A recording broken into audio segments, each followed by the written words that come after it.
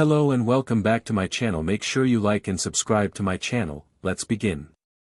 Ichigo's Inferno. Flashback, not long after Ichigo was inducted into Squad 1. That's enough. Yamamoto declared loudly, Ichigo panting from exhaustion with almost half of Squad 1 laid beaten around him. Take them to Squad 4 for recovery. Ichigo, with me. The remaining squad members obeyed the head captain's orders as Ichigo joined his teacher, moving to Zenjutsu practice while still weighted down with his Hakuta Kido weights. Yamamoto tossed him a weighted training sword and gave the next exercise. 1,000 swings of each kind. Go. Ichigo got into the ready stance and began to swing the blade, over and over. Hey, Yama-sensei. Ichigo said after 10 minutes of silence, his swings never stopping. I've been wondering something. In the time I've been a Soul Reaper, I've only seen the gates of hell once for a hollow. I know the Zanpakuto is supposed to purify the soul of its crimes as a hollow, but how does it determine one for hell? It doesn't. Yamamoto answered. The Zanpakuto is the catalyst that guides lost souls, setting them on the right path or severing their bonds to the world of the living. Souls that are filled with good intentions or innocence are granted passage to soul society and eventual reincarnation, while souls filled with hate and spite are sent to hell. I thought it was the actions of the living that determined their ultimate fate in the afterlife. Ichigo said, slightly pausing in his swings before righting himself. And those actions are determined by the intent of the person doing them. The dragon returned, continuing to teach his eventual successor. Let me give you 4 people, all of whom have killed. One had slain thousands, threw away hundreds of innocent lives, all out of the desire to bring peace to his world. The second has killed many people as well with the desire of fixing a broken system, but lost his way somewhere down that road. The third has dedicated almost his entire life to the sole purpose of killing someone that is a great threat to all he cares about. The fourth has just as much blood on his hands as the first, but only does so for his own sake. Ichigo stopped swinging as he turned to his master. Yourself, Aizen, me, and Yawatch. Yamamoto nodded as Ichigo accurately guessed who he was referring to, waiting for Ichigo to continue on what he started. You killed many in the war with the Quincy out of the need to protect all existence from being destroyed. Aizen toyed and played with lives to gain the ability to replace the Soul King out of the belief that he could do a better job. I am training for the main purpose of killing Yawatch and prevent the destruction he'd attempt to cause. Yawatch only cares about himself, that's the ultimate difference. Precisely. Yamamoto said with approval, gesturing for Ichigo to continue his swings. As he did that, the ancient captain continued. Our actions define us, but our intent can reveal our true character. Make no mistake, Ichigo, everyone in hell deserves their place there. Hell, first level. Every breath burns. Ichigo mentally roared as the two fell toward the platforms below. The first level gave Ichigo the idea of what he was in for as the pair would descend into the lower levels. The air was nigh impossible to tolerate the necessary act of breathing, feeling so thin of the needed oxygen but thick with heat and decay. Even with all of his power and regenerative ability, Ichigo felt like he was suffocating, and that vulnerability reminded him too much of when Black poisoned him. In that moment Ichigo realized just how brutal hell would be, and that it would only get worse. The two landed on a single white block overlooking the level. As far as the eye could see there were floating, angular blocks that seemed like a sick form of floating Tetris with a grid of blue intersecting paths in the middle of the mass of blocks. Welcome, Ichigo, to the first level of hell. Kakuto said, pointing off into the distance. If we want to find our targets, we'll have to go deeper into hell. The entrance to the next level is far in the distance. He told the hybrid as they jumped down and descended to the blue road, Ichigo seeing hundreds of people among the blocks. All of whom seemed like they snapped a long time ago. I might as well get the Divine Comedy tour while I'm here. Ichigo called out as they landed, earning a confused look from Kakuto. I told Uncle Ryukin that reading that thing was pointless. He sighed as he pointed to the sinners among the blocks. What can you tell me about this level? Ah, the sinner said as he understood Ichigo wants, well if you're that curious. He began running, forcing the hybrid to follow his guide. As you can see, this is the most densely populated section of hell, filled with sinners that are trapped in despair. Within sight of freedom but have given up the struggle to attain it. What do you mean by that? Ichigo asked, locking his eyes forward and not looking anywhere else. I imagine there are a few who are plenty strong. But none are as strong as our jailers, the Kushinada. Kikuto answered, sparing a quick glance around to see if he could sight one that would definitely come for them. No matter how hard we train, we are unable to defeat them. Those around us are those that gave in to the despair brought on by a pointless struggle. Minds that are broken from losing and dying countless time, having given up on their hope and their hatred. Hate is what drives those of us that continue to fight, no matter the odds. No matter how many times we are crushed, beaten, and devoured. In hell, we are resurrected endlessly and continue to suffer. The sinner took another look around. That's odd. Where are the Kushinada? Is that the way to the next level? Ichigo asked, pointing to an end to the road they were on, opening to empty space. Yes. Off there is the way to the next level of hell. He confirmed as they fearlessly jumped into the abyss and through a cloud of purple gas. Squad 15 Infirmary. Make sure he gets his sleep. That's what Urahara said after giving Chad a thorough examination. Orihai managed to heal him up physically, but his spirit still needed time to recover, and he'd likely try to follow Ichigo into hell, which would be a terrible idea. Ichigo's Hakufuku wore off half an hour ago, but Chad was still asleep, leaving everyone else to go about their duties. Jackie remained by his side, making sure he got his rest. Do whatever it takes. Here's some drags that'll knock him out fast. Her eyes drifted to the bottle in her pocket again, just as Chad began to stir. Morning, big guy. She said as Chad scanned his surroundings, slowly sitting himself up. Though, night is probably more accurate. It's only just past midnight. How are you feeling? Like I was blown up half a dozen times. The Foolbringer said, healed but still feeling the aches of his fights. What did I miss? Jackie would say she was conflicted, lying to her friend who had helped her move on from the loss of her family and accessing a new form of her Fullbring, but she was more concerned with him being in good condition. Nothing much. The hell thing is being handled. She said, smoothly telling the half-truth. Kisuke said to make sure you get your rest. She got up and moved to replace one of the drained 4 rature bags that held Kisuke's new restorative medicine that should help Chad recover. Where's Ichigo? He asked, using what skill in sensing he had to feel the leftover presence of multiple sinners and Ichigo's rature all over the city. Why do I feel his Ryatsu all over the city? After that and replacing the bag, Jackie pulled out the knockout drag Kisuke made. Chad, it's nothing for you to worry about. She said, taking in a mouthful of the surprisingly sweet medicine. Are you Sue Dash? She cut him off with a sudden kiss, pouring the elixir into his mouth and making him swallow on reflex. She lingered for a few seconds, slowly tasting him through the medicine. Ichigo would want you to take it easy. She said as she saw the drag take its effect, Chad's eyes becoming tired and unfocused. And I'd like you to be in better shape. Please, for me. Chad made no response as he fell back onto the bed, once again in the embrace of unconsciousness. Jackie stood up, moving her tongue around in her mouth a bit. Spicy. Hell, second level. The pair broke through the clouds and began to hurtle down to a vast expanse of water dotted with dozens of stone water lily structures with massive blades protruding from them.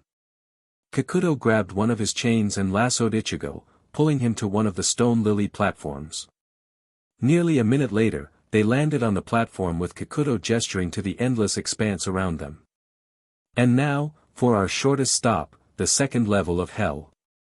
He said, letting Ichigo take it all in as they dropped down to one of the solitary stone platforms. Possibly the most desolate section of hell, as there is frankly nothing here. So what? A hell of isolation? Ichigo asked, curious on what suffering this level was supposed to have. Well that, but also this. The sinner said as he grabbed Ichigo's wrist and moved his hand into the water. Instantly, Ichigo felt like he was drowning. That air was drained from his lungs and he couldn't get anything into his chest. After seconds that felt like hours, Kakuto released Ichigo and the hybrid still felt like he was drowning. He cast a shikaho to create enough heat to evaporate the water on him, but it was pointless. He shook his hand enough to fling all the water off, finally regaining the ability to breath. He gulped down mouthfuls of air, ignoring the burning of the air of hell and was just happy to breathe again. This water takes away one's ability to breath, leaving us with the constant sensation of drowning. But we never die, no matter how much that would relieve us. That. Ichigo coughs for a bit before breathing again, that really is a horrid fate. Isolation on these rocks or constant drowning. And we reach this after fleeing our next stop. The third level. Kakuto said, pointing into the water. Through there. Ichigo looked into the water, thinking of how long he'd feel that drowning sensation. Without saying anything, Ichigo released his wrist binds and unleashed half his power.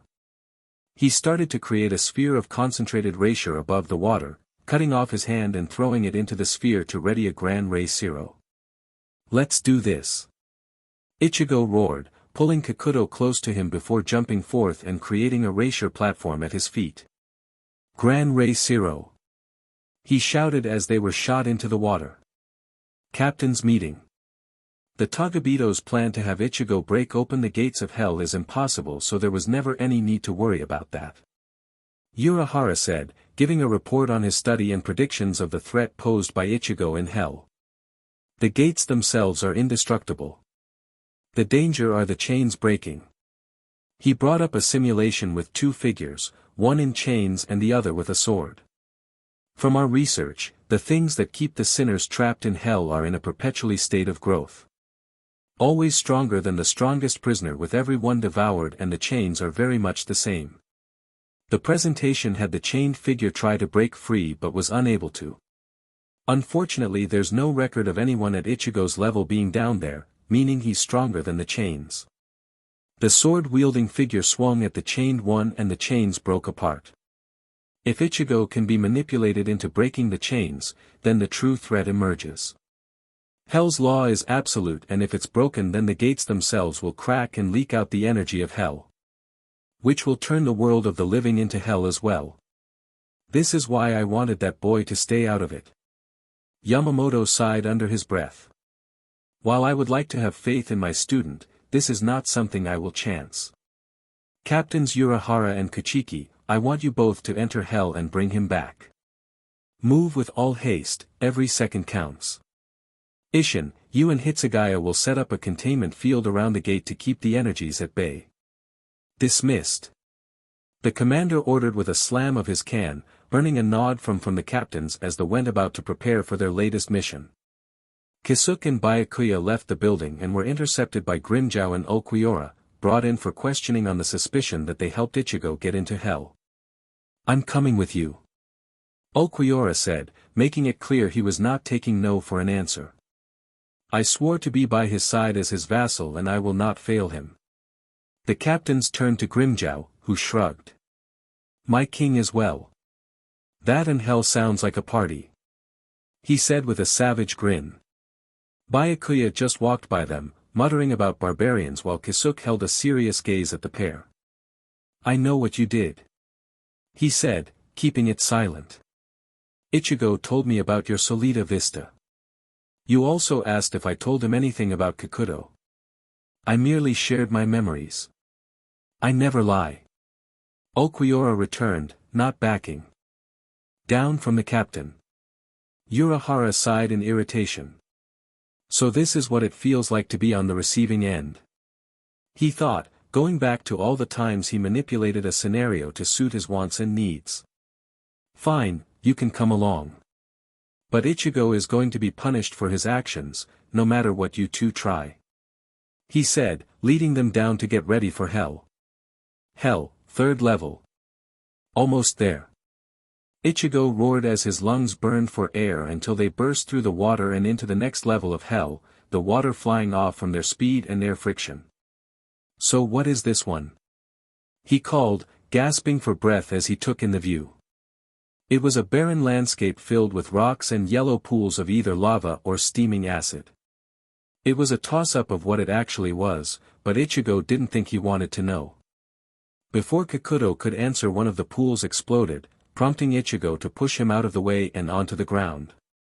They landed with a crash as the yellow liquid came raining down on them. Both men started to cry out in pain, Ichigo glaring at the pool while the liquid settled. "You alright?" he asked as he and Kikuto got back up, slow and labored as they worked through the punishment of hell. "I'll be fine, I'm used to it," the sinner said as he looked over to the healing Ichigo. "What about you?" "I go through that all the time, how are you faring?" Ichigo looked himself over. Most of the upper half of his uniform was melted away, but his wounds did heal. "I heal fast," the hybrid said, wincing as his throat and lungs started burning again with the same feeling as the yellow liquid. "Ah! What is this?" "The third level of hell," Kikuto answered as he looked back to the pool that exploded. "This is where the burning air originates.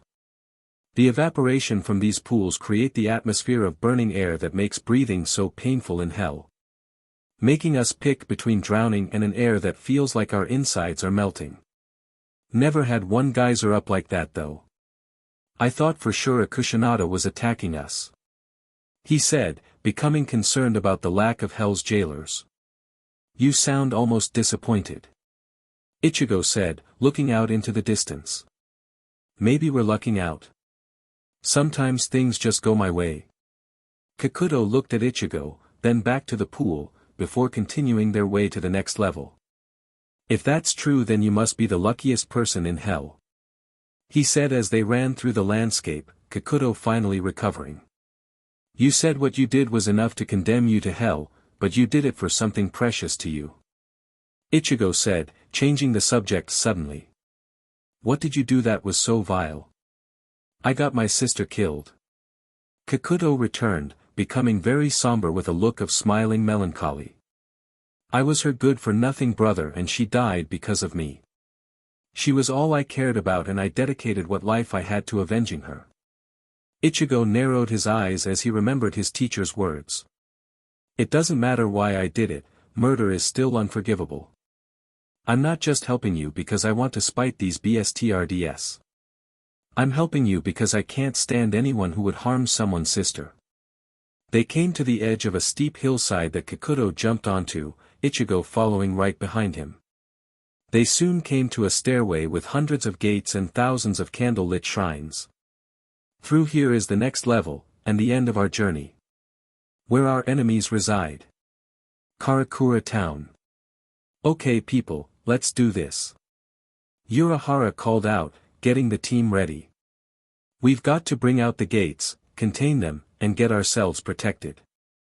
Every second counts and Ichigo is probably at the bottom levels by now. We can't afford to waste any time." With that, Tensai and the Kido Corps began to summon and bind the gates of hell with assistance from squad. Barrier stress and hell energies are stable, but rising. Mayuri called out from the monitor he was at. "Adding in the samples from the Togabito," he said, prompting Okuiora to pull out 2 vials of pure black substance and opening them. "Gates should be appearing now," the lieutenant called out as the gates of hell reappeared, solidified, and stayed shut. "Stabilized. That's good, but I was hoping they'd be open," Kisuke muttered, thinking of how irritating it was going to be to open them. Grimjow dashed forward, roaring with the intent of busting through and catching up with Ichigo and making sure he got a few hits in. He was then shot back the second he touched the gates.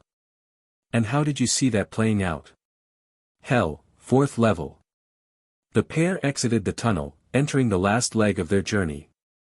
Ichigo took in the sights yet again, and started to cough up blood as the burning got to its very worst. All around them were thick clouds of acid from the level above, creating a thick fog throughout the hilly landscape. At their feet was miles and miles of black sand that had trace amounts of erasure and a series of small pale mounds, like a twisted Zen garden of suffering. "This is our graveyard," Kikuto said, sounding empty. No hate, no rage, just pain as he gazed upon the resting place of hell. The fourth level of hell is an endless desert of the crushed and charred bones of the sinners that were finally broken. Even when there is nothing left to break, nothing left to torment, we stay here, eternally imprisoned in this endless nightmare. Even if we manage to get to the world of the living, it's always a matter of time before the Kushinada find us and pull us back into our torment. The two looked on to the endless miles of bone sand as Ichigo thought of how many people were needed to make this while Kikuto pondered his own fate. "Ichigo, I know this is asking a lot, but would you hear me out?" "What is it?" Ichigo asked, looking at his guide. He already had an idea, but wanted to hear it from the man himself. "After we defeat them, could you free me?" The sinner said, immediately putting his hands up. "Not permanently, I just want to see my sister one last time." He sighed. "I hope that helping you would grant me the chance to see her and apologize. After that, I'll return and pay my dues." Ichigo said nothing, shifting his gaze to behind Kikuto, before finally speaking. "Lend me your power and I will help you," Ichigo said before returning his gaze to Kikuto, who looked happy for once. "Don't worry. You have my full cooperation," he said as he started to run, heading for where the other Togabito were. Ichigo stood still, nodding his head just once, before dashing forward to join Kikuto. After running for a bit, the pair saw their destination. A half-circle of standing stones with a massive skeleton in the center with a pair of massive stone fingers reaching out, all looking over a pit of lava. From there, the dead rise back up. Every time a sinner dies we are resurrected in the burning lava. How quickly we come back is heavily dependent on our strength. Ichigo began charging toward the structure, Kikuto right on his tail, moving with great speed. As they neared their destination, a spear of fire came flying at the hybrid. There, standing atop the skull of the skeleton, was the fire user Ichigo fought. He had a wide-rimmed cloak with a similar white outfit to Kikuto, except with squares instead of vertical lines. The other difference was the asymmetrical black pants on his left leg and his mask on his chest to hold his cloak in place with his purple hair covering his left eye. There was another figure next to him, covered in bandages with two parallel scars running down his cheek with tentacles instead of arms. Ichigo and Kikuto dodged the fiery explosive spears until they got to the front of the pit, the cloaked figure gazing down at them. "You certainly saved us the trouble of looking for you, Ichigo," the man on the skull called out. "I am Shuren, a sinner trapped in hell. The plan was to hold your sisters hostage to force you to open the gates of hell and free us, but we might as well do it like this," he roared as he fired bolts of fire at the two, focusing mainly on Ichigo. The attack separated the two as the tentacled Gunjo attacked Kikuto. Kikuto vs. Gunjo. "Return to the pit," Kikuto roared as he cut away Gunjo's tentacles that came from his chest. The sinner circled around and unleashed another barrage that struck with explosive force, shooting up blooms of bone dust with every strike. Kikuto dodged and cut them but got clipped a few times, not enough to seriously injure him but enough to draw blood. "Why are you standing in our way?" Gunjo asked, confused that another sinner would try to stop them from opening the gates of hell and attaining freedom for those that still had their minds. "You should be aiding us," he roared, still unleashing his tentacles like a swarm of missiles. "I'd never side with the likes of you," Kikuto returned, creating an energy shield and causing the tentacles to bounce away harmlessly. Gunjo faltered in confusion of the sudden defense, giving Kikuto ample time to close the distance and impale his opponent. "Say goodbye," Kikuto roared, pouring his rapier into his next swing to create an energy blade and destroying Gunjo's body. "I've done my part. Now for you, Ichigo," he thought, a manic grin coming onto his face as he thought of his coming freedom. With Ichigo. Shuren shot spear after spear of fire at Ichigo, but none of them could harm the hybrid. The Soul Reaper was closing the distance fast and deflecting every strike that came close to him. He could do the fast thing and vaporize Shuren with any number of Kido or other Erasure attacks, but if they thought he could free them from hell, then he needed to be more careful in his execution. He held up Kyoka Suigetsu and poised to stab before launching himself forward to Shuren's chest. The sinner himself barely managed to dodge, burning himself a deep gash on his chest as the air pressure shattered the skeleton and stones around them. "Get back here!" Ichigo roared, dashing at the fleeing sinner, who constructed another spear of flames. He tried to block, but Ichigo without half of his seals quickly overpowered him and sent him hurtling toward the ground. Shuren recovered and brought both hands up, shooting fire bolts extremely rapidly in the hopes of stopping his opponent. Ichigo flashed around the field, closing the distance before grabbing Shuren's head and slamming him on the ground before running and dragging him to the base of the lava pit. "Never return!" Ichigo growled as he threw Shuren into the pit of lava. "I was hoping for a bit of a challenge. Are you really disappointed?" Kakuto asked, walking up to Ichigo and looking into the lava. "I thought you wanted to end this as soon as possible." "I did, but I still feel cheated in a way," the hybrid admitted as he got behind Kakuto. "So, how do we do this?" he asked, making Kakuto turn with a smile on his face, barely able to contain his excitement. The sinner moved his hands, grabbing onto each one of his lengths of chain as they gave a dark shimmer of their existence. "To free someone, you must break their chains," Kakuto responded, holding them out for Ichigo to cut through. "Only then is our connection to hell severed. Only then are we freed." He had to resist the urge to scream at Ichigo to cut them and free him from his torment, believing that everything has been going his way. "Just one more question," Ichigo said, raising Kyoka Suigetsu above his head. "How gullible do you think I am?" Ichigo roared, shocking Kakuto as the hybrid Spartan kicked the sinner into the lava. Out of hell. Flashback, Ichigo's descent. First level. The voices of the Kushinada rang in his mind, speaking the crimes of those condemned to hell. The only one he listened to sounded like a warning. Do not trust.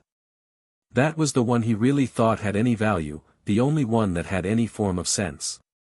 They kept speaking in his head the crimes of the Togabito and the pleas that he not trust his companion. "I don't trust him," he roared in his mind, trying to silence the cacophony of ancient whispers. "He's a means to an end. I know how hell works." For a moment, there was silence. He had peace as he and Kakuto touched down. As he got Kakuto to tell him about the levels of hell, the voices returned. Did he hear us? Did he speak to us?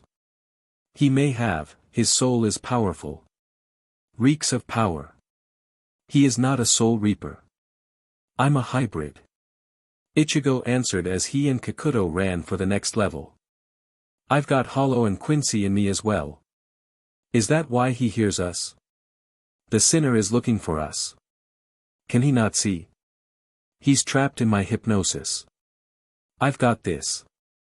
The hybrid answered as he and Kakuto dropped into the next level of hell, temporarily vanishing from the Kushinada's sight. Third level. Enough. The Kushinada roared as it burst from the burning pool of acid, splashing Ichigo and Kakuto. The sinner must suffer and the living have no place here. Begone, hybrid. The jailer reached down for Ichigo, only to be stopped by Zangetsu manifesting and pushing the hand aside. They found a way to sneak out of hell. Ichigo argued, refusing to leave while the present threat still existed. They also seemed to have a plan to escape for good. Hold off until I figure out how to stop it. Ichigo tried to convince the Kushinada, keeping them out of his sight so as to not break his hypnosis on Kakuto. He asked Kakuto about his sins, trying to distract himself while Zangetsu kept the lone Kushinada occupied. He speaks in half-truths. The jailer said as the sinner spoke of getting his sister slain. He's killed too many for it to be revenge. Ichigo said nothing as he and Kakuto descended into the fourth level. Fourth level. He cannot be freed. The Kushinada collectively roared, appearing en masse to crush and devour Kakuto. Breaking the chains will destroy the gates. Hell will poison the world of the living. Ichigo looked a single Kushinada in the eye and said out loud. Lend me your power and I will help you. The Kushinada froze, many sinking into the ground and away from sight. Can he do it? The powers of hell would destroy the soul of a living being. He possesses a strong one. He could do it. Kakuto ran off while Ichigo waited for his answer. Our power is yours. Hell, 4th level, present. He will return. The Kushinada surrounding Ichigo warned as he glared into the lava. You ask for our power and we agree to grant it, but you have not taken it. What are you planning? They asked as Ichigo backed away from the pit, stretching his neck and earning a few pops. This is the graveyard of hell, right? Ichigo stated, feeling the erasure and pushing the fine grains of the bones of crushed sinners with Kyoka Suigetsu. I'm simply going to kill him. Over and over again until he becomes just another spot on this endless field. He felt a Ryatsu spike occur behind him as Kakuto emerged from the lava, tearing away his black bandages to reveal horrific burns on his entire right side. Welcome back. You said you would help me. Kakuto roared, stumbling in pain before pointing his black sword at the hybrid. You said, lend me your power and I will help you. I did just that. Why did you betray me? Ichigo watched Kakuto impassively before raising up his Zanpakuto. I never said that to you. I was speaking to them. Shatter, Kyoka Suigetsu. Ichigo broke the hypnosis and Kakuto finally saw the Kushinada that surrounded them. Remember when I slammed this blade into your gut? Did you see it pulsate? The Shinigami asked before sheathing the blade. The moment I had even a millimeter of space between you and my sword, I activated its Shirkai. Any who sees Kyoka Suigetsu's release is under a perfect hypnosis, seeing, hearing, all of the senses are subject to it. But I'm not so good with the hypnosis, but I can make you see what I see. And since coming to hell, I made every effort to not see a single Kushinada so you would be blind to them. Kakuto's good eye widened in shock before his face twisted with rage. I thank you for the help, but I never trusted you for a second. You bstrd. Kakuto roared, flashing in front of Ichigo attempting to cut his head off with his blade charged with energy. His blade never met Ichigo's neck as the hybrid threw a perfect Ikatsu into the sinner's center, punching a hole through Kakuto and sending him flying back. His remains landed in front of a Kushinada, who crushed his body into nothingness. Ichigo returned his attention to the pit, waiting to kill the sinner again. What is his sin? He asked, knowing that Kakuto did kill, but his teacher explained that vengeance or protection would not be enough. He needed to know, needed to understand why Kakuto must suffer. Jinjo tried to steal his powers and did murder several Soul Reapers in his quest to help Foolbringers, no matter how far he went with what he did. The Dark Ones were trying to destroy Soul Society out of spite. Aizen wanted to replace the Soul King and change a broken system, throwing away his humanity in the process to ascend to a higher plane of existence. Yawatch was a parasitic monster that devours the lives of those around him. Was it his way of cooping? Finding a reason to justify their deaths and dehumanizing them to deal with the blood on his hands. What was Kakuto's crime? He did not lie about his sister, nor about avenging her. But he did not stop, he wanted the world to know his pain. He murdered sisters so that others would know how he felt and brothers when they came for revenge. After his revenge, he wanted the world to suffer. That was enough for Ichigo, enough to feel no sympathy or remorse. Kakuto lied to him, tried to destroy the world out of spite, and was every bit the monster that hell tortures. Ichigo. Kakuto roared as he resurrected again, shaking off the lava before charging at the Soul Reaper again. I'll kill you. He charged, grabbing one of his chains to use as a lasso to try and throw Ichigo off balance. The shimmering black metal wrapped around the hybrid's arm, while Ichigo steeled his resolve and didn't budge. 1,000 times you can try. He said, grabbing Zangetsu's trench knife. And it won't be any different. The hybrid roared, yanking the chain and pulling Kikuto onto Ichigo's blade. Kikuto coughed up blood as the blade pierced through him, but he still tried to strike at Ichigo. This is hell, your prison, and you will suffer. Getsuga Tensho. Ichigo twisted the blade in Kikuto's gut and swung upwards, destroying his body in a wave of erasure. He's rather stubborn. He commented after the attack ended, leaving him alone with the Kushinada yet again. His hate is all he has left. They said before they grew alarmed. What is this? Too fast. The pain must be unimaginable. Before Ichigo could ask what the jailers meant, a black blade cut into Ichigo's side before impaling itself on the ground. Kikuto was back again, but seemed to be struggling with some great pain. It always took at least a minute for him to come back. Ichigo thought as he healed and Kikuto yanked his blade back to his hand. That was almost 20 seconds. What happened? The next level. The Kushinada sounded out before sinking into the ground, which soon sucked Ichigo and Kikuto into it as well. The journey was swift and they soon entered a new level of hell. The first one that Ichigo thought truly resembled the realm of the Dmet. Rivers of lava filled the landscape, tall columns of stone where the lava poured out, lightning flashing all around, and trees made of bones dotted the land. Here is his prison. They said as Kikuto attacked Ichigo again, swinging his blade by the chains in a desire to strike Ichigo. The hybrid used Hirenkyaku to skate through the air and counter with his Quincy bow. This is the realm where the denizens of hell are truly revived, slowly reformed from the burning lava from bone to flesh. Accelerating the process means he stayed in, drinking the burning restoration into his being. He's burning inside and outside. Ichigo unleashed a licked Regai at Kikuto as the pair continued to descend.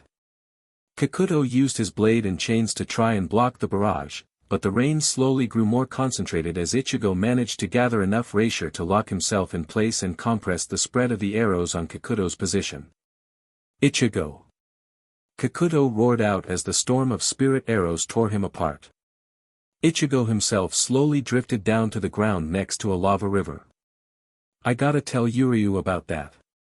The hybrid said, surprised that he pulled it off. That could be useful. The Kushinada began to appear from the columns, just in time to warn Ichigo that something else was wrong. This is wrong. Defies the law of hell. Watch out. They called out as Kikuto burst out of the river, glaring at Ichigo with a fist ped back.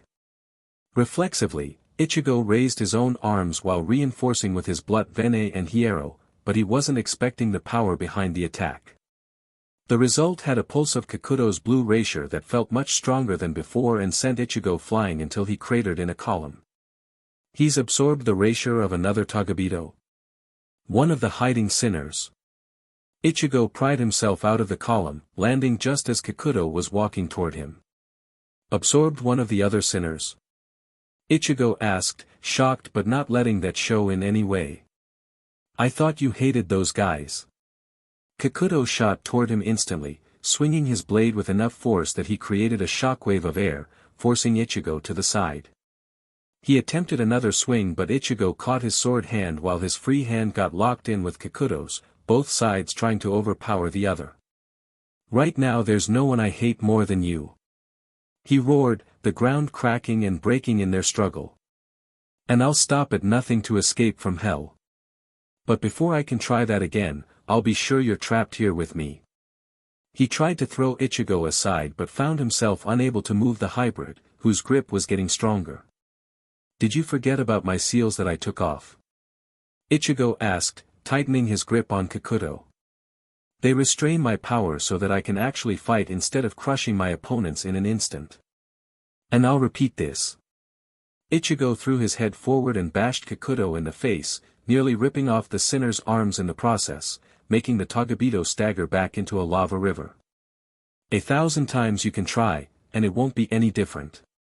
He threw a nameless bala that destroyed Kikuto's body from the waist up while the rest sunk into the lava. If he can absorb the powers of other sinners, does that mean he can break the chains himself? This has never happened before. We have no precedents. But, we also might not need to worry. The jailer said as Kikuto burst out of the lava next to Ichigo, aiming to decapitate the Shinigami. Ichigo managed to block the attack, wincing as lava splashed on him before realizing that Kikuto's attack felt so much weaker than before. The sinner threw a punch, intent on using the power he previously had, only to feel his hand break upon impact. Looks like you don't understand your new ability. Ichigo's hand cackled with energy and electricity. Disappointing. Heido, #Raikoho. Kikuto was instantly vaporized in the Kido blast and tearing a gorge through the land of hell. He's getting it back, isn't he? He already has. Ichigo felt the attack coming from behind and raised his blade to block, only to see a chain of hell grinding against his blade's edge. Seeing the sparks flying from the attack, he dropped his defense and let the chain slam into him, not even noticing the blade until it cut across his being. My Ryastu is so great that my presence can disintegrate people that get close, how is he cutting me? Ichigo demanded, feeling the cut on his chest heal. Kikuto, meanwhile, bore a savage maniacal grin as he injured Ichigo. What's the matter, Ichigo? The sinner yelled out from the top of a column. Worried you might break one of these chains? Are you at my mercy? Ichigo remained silent as Kikuto swung his chains and Ichigo again. The hybrid disappeared in a burst of speed before reappearing before Kikuto. Never. Getsuga Tensho. He said before swinging and destroying Kikuto again. So. Answers? Ichigo asked of the Kushinada. Hell itself is pushing your defense. You have not taken up our power to protect yourself. You are as vulnerable as any sinner. Ichigo groaned in aggravation, finding less and less appeal to stay in hell for any reason. He returns, and with a new power. Ichigo saw Kikuto rise up from the burning pool and raised his hand to unleash a Zero. The blast flew toward Kikuto with the sinner making no effort to move or dodge, only smirking as it closed in on him. He then stood straight up with a mouth appearing on his body and skinged the Erasure attack into it. Ichigo looked on in shock as he processed what had just happened. Well. I'm waiting. Kikuto snidely commented as Ichigo shot a relatively weak bala at the Togabito, with a repeat of what happened earlier. Is that all? You are way too confident for someone that's been dying for the last 5 minutes. Ichigo commented as he tried to identify any difference between when Kikuto got a strength boost and this new ability, growling as he failed to find one. Guess I'll just have to be cautious about the fight from now on. Isn't he now vulnerable to our Oswallen? Zangetsu suggested, helping Ichigo strategize. Now there's 2 ways to end this instantly. I'd rather not do that with any sinner. I'm uncomfortable with taking a Kushinada's power as it is. I don't know what hell's power will do to me. Ichigo returned as Kikuto began to fire a rain of Erasure blasts at Ichigo. I'll say this. Ichigo thought as he dodged the onslaught of Erasure. At least this is keeping me guessing. Kikuto used his own speed to close the distance and swing an energy blade at Ichigo, which split into thousands and spread out to get rid of any escape for the Soul Reaper. Oh crap. The blades raced to Ichigo, who pulled out Kyoka Suigetsu and used it to deflect, cut, and block the thousands of blades coming at him. Kikuto kept up the onslaught, laughing as he put Ichigo on the defensive. The hybrid. Going through the list of Kido spells in his head, brought the Kyber blade of Zangetsu up from behind. The blade levitated as he let go and smacked the hilt, making it spin around in a circle and getting faster and faster. Heido, #10ran. Ichigo roared, getting behind his blade and stopping its spin, which created a powerful tornado that shot toward Kikuto. The energy blades shattered and dispersed as the wind hit them while flying toward Kikuto. The sinner bore a momentary look of shock before smiling and letting a mouth appear on him again, skinging in the Kido. That's not going to work, Ichigo. The man laughed out, letting glee at his victory take over. Ichigo narrowed his eyes at the man before focusing on his chain links. With an idea in his head, he shot forward just as Kikuto finished absorbing the Kido and caught one of the chains. Ichigo let out a roar as he yanked down on the chain, sending Kikuto plummeting to the ground. Ichigo flashed above and breathed in, enhancing his arms with his Hiero and both blood vein and artery. Ryokan. Ichigo roared out, unleashing a barrage of punches that made the entire level tremble. When Ichigo stopped, the already unrecognizable remains were consumed by the lava. Ichigo stretched his upper body, feeling the strain of using one of the more difficult Hakuta techniques, as he waited for Kikuto's next revival. The sinner appeared in front of Ichigo, fist ready to unleash the strength pulse of one of the Togabito that he absorbed. Ichigo met that strike with his own, completely destroying Kikuto's arm. "Did you forget that I'm stronger, even with that strength boost of yours?" he asked, earning silence from Kikuto before Ichigo shot him with a Sokatsui. Now he waited for Kikuto's next attempt.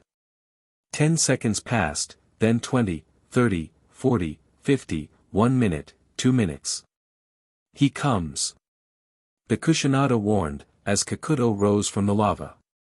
"Something has changed," they said as Ichigo shot a low-powered Shikaho at him, only for it to be devoured.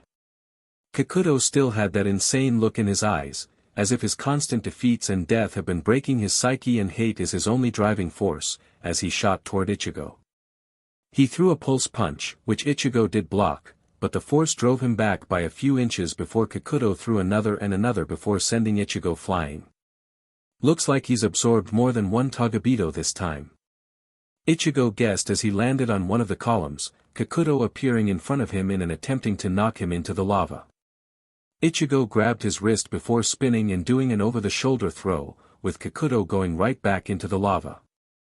"This might be good training after all," he said, stretching himself out and waited for Kikuto to return again. This time, he came back after 1 minute.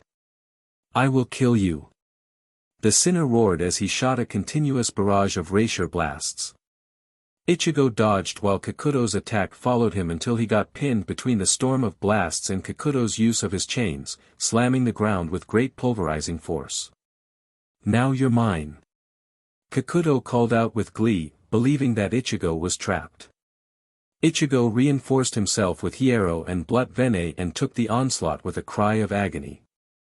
After several seconds of that, Kikuto stopped to examine his work. Hell would bring Ichigo back, but with this much he'd surely become a denizen of hell, just like him. The moment he got within arm's reach, Ichigo grabbed his ankle and slammed him against the ground. "I'm really disappointed in myself," Ichigo said while pulling himself out of the ground, roughed up but none the worse for wear. "I should have been able to dodge that." He threw a punch at Kikuto, but stopped at the last moment when a mouth appeared where he was punching. "Guessing this means you eat more than just racier," he said, pulling Kikuto up and into a chokehold before snapping the sinner's neck. The body went limp and Ichigo threw it into the lava, destroying Kikuto yet again. "Any of you keeping score?" Ichigo called out to the Kushinada, who continued to watch and wait for Ichigo to finish. That was the 10th kill. Kikuto is getting faster with taking the power. And the restoration after. Ichigo's ears caught a rushing sound as he rolled into a dodge, avoiding several tentacles that tried to spear him. "He only has 2 this time," they advised Ichigo, who threw a light bala at Kikuto which was easily blocked. "Guess it's just strength and those tentacles then," Ichigo thought in relief, gathering racier in his kyber blade before swinging it down. "Getsuga Tensho," he roared, unleashing the destructive attack to a smiling Kikuto. He sprouted more tentacles from his chest, formed a barrier, and had mouths appear on each which began drinking up the Getsuga. Ichigo winced, cursing that he was so easily fooled, and that was one of the more horrifying images that he did not need to see. "And there goes my peaceful night of sleep later. Die!" Kikuto roared out as he brought out more tentacles with glowing tips before shooting down an even greater storm of racier blasts. Ichigo reinforced himself again and began blocking every blast he could, swinging his blade so fast that his arms became blurs. Unfortunately the blasts were so numerous that Ichigo couldn't deflect them all, but he was also so focused on blocking every attack he could that he failed to notice the tentacles Kikuto stuck in the ground. Soon, Ichigo found his arms and legs bound with Kikuto's tentacles and Zangetsu's blades torn from his hands. "Any last words, Ichigo?" Kikuto asked with a sneer. "I've seen enough hentai to know where this is going," Ichigo said with snark while his arms charred and cracked with Kido. Kikuto looked confused as he readied to impale Ichigo with the tentacles. "Okay, obligatory tentacle joke aside, I do have 6. Hado number 96, Ito Queso." The hybrid roared as he blew up, the Kido exploding with the force of a thermobaric nuke and changing Hell's landscape again. Ichigo was in the center of a crater, which was quickly pooling with lava, and the surrounding bone trees and stone columns were reduced to rubble from the pressure of the explosion. Ichigo created a racer platform and ascended above the lava, waiting for Kikuto to return. "My hate will never quell." Ichigo heard Kikuto roar as glowing hot tentacles wrapped around his limbs, trying to drag him into the lava. The sudden pull almost threw him into the burning pool, would have done so too if Ichigo didn't manage to widen his platform at the last moment. It didn't cut the tentacles, but it did give Ichigo ground to stand on. The result had him fall face first on the solid racer as he wrestled against Kikuto's own might, stolen as it was. And, 12. Ichigo roared out himself as he forced himself up and tore the tentacles off, throwing Kikuto into the racer before the limbs severed and he fell back into the lava. The hybrid himself started panting as the constant fights began to take a recognizable toll on him. "He is really stubborn," Ichigo said as he got ready for the next assault. "He has consumed another power. His mind is snapping. Desperation claws at him." The jailers warned as the minutes ticked by, the wait finally ending when Kikuto burst out from the top of one of the pillars. Ichigo stood and waited, believing he was ready for anything. Tentacles sprouted from Kikuto's body as they all aimed at the hybrid. The first shot fired, followed by 100, then 1,000, and continuing as they blasted something new at the Shinigami. Ichigo hesitated, feeling much less racer in the attack, until the first bullet made contact with his blade. The sudden explosion nearly blew Zangetsu's blade out of his hand and the following barrage pelted Ichigo with such force that he lost his control and the racer platform dispersed. Focusing more on stopping the assault, Ichigo threw his hand out and fired a zero. The result had the explosive barrage end, but Kikuto was absorbing the blast. The upside was Ichigo managing enough freedom to shoot himself away from the lava. "Maybe it's time I end this," he thought, analyzing the damage done to him. "Senshimaru will be sad if I ruin these clothes." He was riddled with burns, scuff marks, and tears on his restraining shihakusho and bodysuit. Plus, I was doing this for training. There wouldn't be any point if my Ryatsu is as potent here as out there. He finished before landing in a tumble several meters beyond the lip of the new lake of lava. "Now, where were?" Ichigo asked before noticing that Kikuto vanished. Suddenly the ground erupted as tentacles ensnared Ichigo, tying down his arms as one more appeared above his head before opening its own gaping maw. "Now I'm definitely not getting any sleep tonight," he thought as the mouth came down to devour him. Hado number 11, Suzuri Raiden. Ichigo called out, shocking the limbs into releasing him before the mouth could close. "It's only a matter of time, Ichigo," Kikuto yelled out, revealing himself at the edge of the pool, before bringing out more tentacles to shoot at the hybrid. "I'm getting closer and closer to killing you." He shot another massive continuous barrage at Ichigo, who finally noticed the tentacles that pierced into the ground. Refusing to get caught again, Ichigo shot into the air and began going faster and faster until multiple copies of himself littered the air above Kikuto. "You think this will make a difference?" he roared as he shot wildly after Ichigo, only for the hybrid to appear in front with both fists planted into the sinner's gut. 13. Sukatsu. Ichigo said, causing a massive shockwave of force from where he struck as Kikuto's body broke apart before exploding outward violently.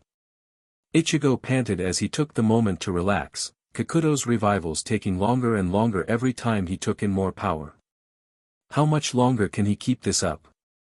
He asked as a Kushinada appeared behind him. His mind has already snapped. He only cares about killing you. Nothing else matters to him anymore. They said as Kikuto began to rise once more. He roared out in primal fury, no more words, no more civility, just unbridled rage. He sprouted his tentacles which began to fire racier blasts, explosive bullets, and waves of fire. Ichigo got back up and flashed away, planning to cut Kikuto down from behind. But instead of losing Kikuto, the sinner managed to keep track and follow. Getting an idea, Ichigo began flashing all around, making sure that Kikuto kept his eyes on him the entire time. Shatter. Ichigo said, unsheathing Kyoka Suigetsu and making sure Kikuto saw it. Kyoka Suigetsu. The hybrid dropped and turned, visualizing himself still going forward, as Kikuto flew face first into the Zanpakuto's edge. 14. Ichigo said as Kikuto split in half and fell back to the ground. This is getting us nowhere. Ichigo groaned, personally having enough. In the end, this was becoming no different than fighting Zaraki. Just a matter of being faster and stronger than the sinner, and Kikuto is barely holding on to anything but sheer rage and hate at this point. Ichigo sat down on a column that was clear of lava, where the very sinner soon rose up and prepared to attack before Ichigo spoke. I'm done. Kikuto paused, confused as Ichigo relaxed. What? The sinner asked, oblivious to the reappearance of a Kushinada heading for them. I'm done fighting you. The hybrid clarified, sheathing his blades. I'm bored. You're boring me. I only stuck around because I figured I might get something out of this, but it's the same as fighting Zaraki. Only much more whiny. Ichigo continued, infuriating the sinner more and more. You think that you can just walk away? Kikuto roared, slithering a tentacle toward Ichigo along the ground. You think you can just decide when this is over? Ichigo turned to face the Togabito. Yes. The Kushinada raised his hand, Kikuto looking on in surprise and fear as he just remembered why the jailers didn't stop them. I can. As the hand came down, the Kushinada took on a golden glow and began to unravel into spirit threads. All of which began to wrap around Ichigo as he felt the powers of hell pour into him. When it solidified, golden plate armor covered Ichigo's upper body. Segmented along his muscles with skulls on his chest, shoulders, and a now golden hollow mask. No mortal soul has ever before had this power in their hands. The Kushinada said as Ichigo unsheathed his Kyber Zangetsu. Do what you came here to do. Finish this. Give him his sentence. Seal him. They cried out as Ichigo swung his blade down. Kikuto was too paralyzed with shock and fear as the wave of power crashed into him. The chains were destroyed, his skin and flesh were torn away, and he was a charred skeleton, but Kikuto still felt alive. Kikuto, for your crimes, I condemn you to a new punishment. Ichigo said as golden chains burst out from the lava and attached themselves to Kikuto's skeleton, just as he regenerated. He roared out in frustration as he felt his flesh being devoured, finding that the links connected to his flesh resembled the heads of the Kushinada. You've changed the rules, so you can face a new hell. This links will devour you constantly, feeding the Kushinada and strengthening them so that no sinner could ever challenge the authority of hell again. The chains wrapped around Kikuto, putting him into a golden cocoon of Kushinada skulls that chewed away at his being. He began to scream in pain as Ichigo apathetically watched. You will be trapped like this, given the ratio of every sinner that was fully crushed and broken so that you can fuel the Kushinada. And keep hell a one-way street for people like you. Kikuto could say nothing, only howl in agony as the chains even went inside his mouth and into his guts, before he sank into the ground. Into a new and inaccessible level of hell. And now to seal up the holes. Ichigo said as he flew up to the previous level. Let's put these bones to work, shall we? Do it. Ichigo heard a new, darker voice speak out. Putting it out of his mind, Ichigo waved his hand as the dust of the crushed bones rose up and into the upper levels of hell. Ichigo reappeared at the first level with the towering pillars of bones as he waved his hand to reveal the tears the Togabito used to escape. The dust flew to the tears and sealed each one up with a different image of pain and suffering. And that should take care of that. Ichigo sighed, fully relaxing now that hell was no longer passively damaging him. So, who the dot here I guess, are you? He asked, turning to a crimson cloud with glowing green eyes. The king of hell or something? You could say that.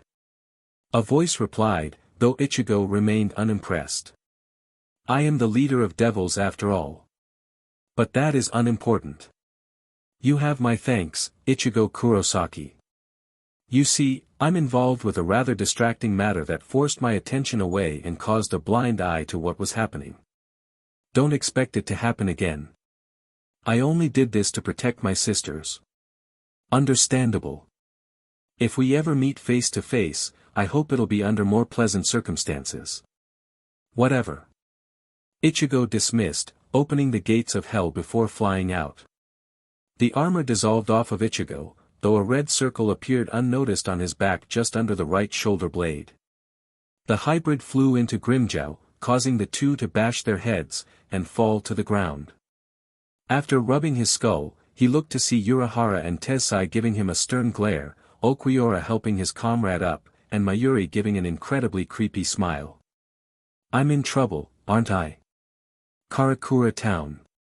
Senna was doing a patrol through the city, making sure everything was normal in the area. The rest of the squad was either doing the same thing or working to stabilize the spiritual imbalances in the city. The hollow threat died down after Ichigo claimed his throne, but that didn't mean anyone could fully relax just yet. Only after everything was put back to normal, not that anything was normal for a good chunk of the year for the Soul Society. She was passing over a parking lot when she noticed a Senkaman opening up, with something wrapped up in a cloak falling out of it. Curious, she went down to investigate, finding a naked green-haired girl. I should probably report this, she said before placing the girl on her shoulders, still wrapped up for her own modesty.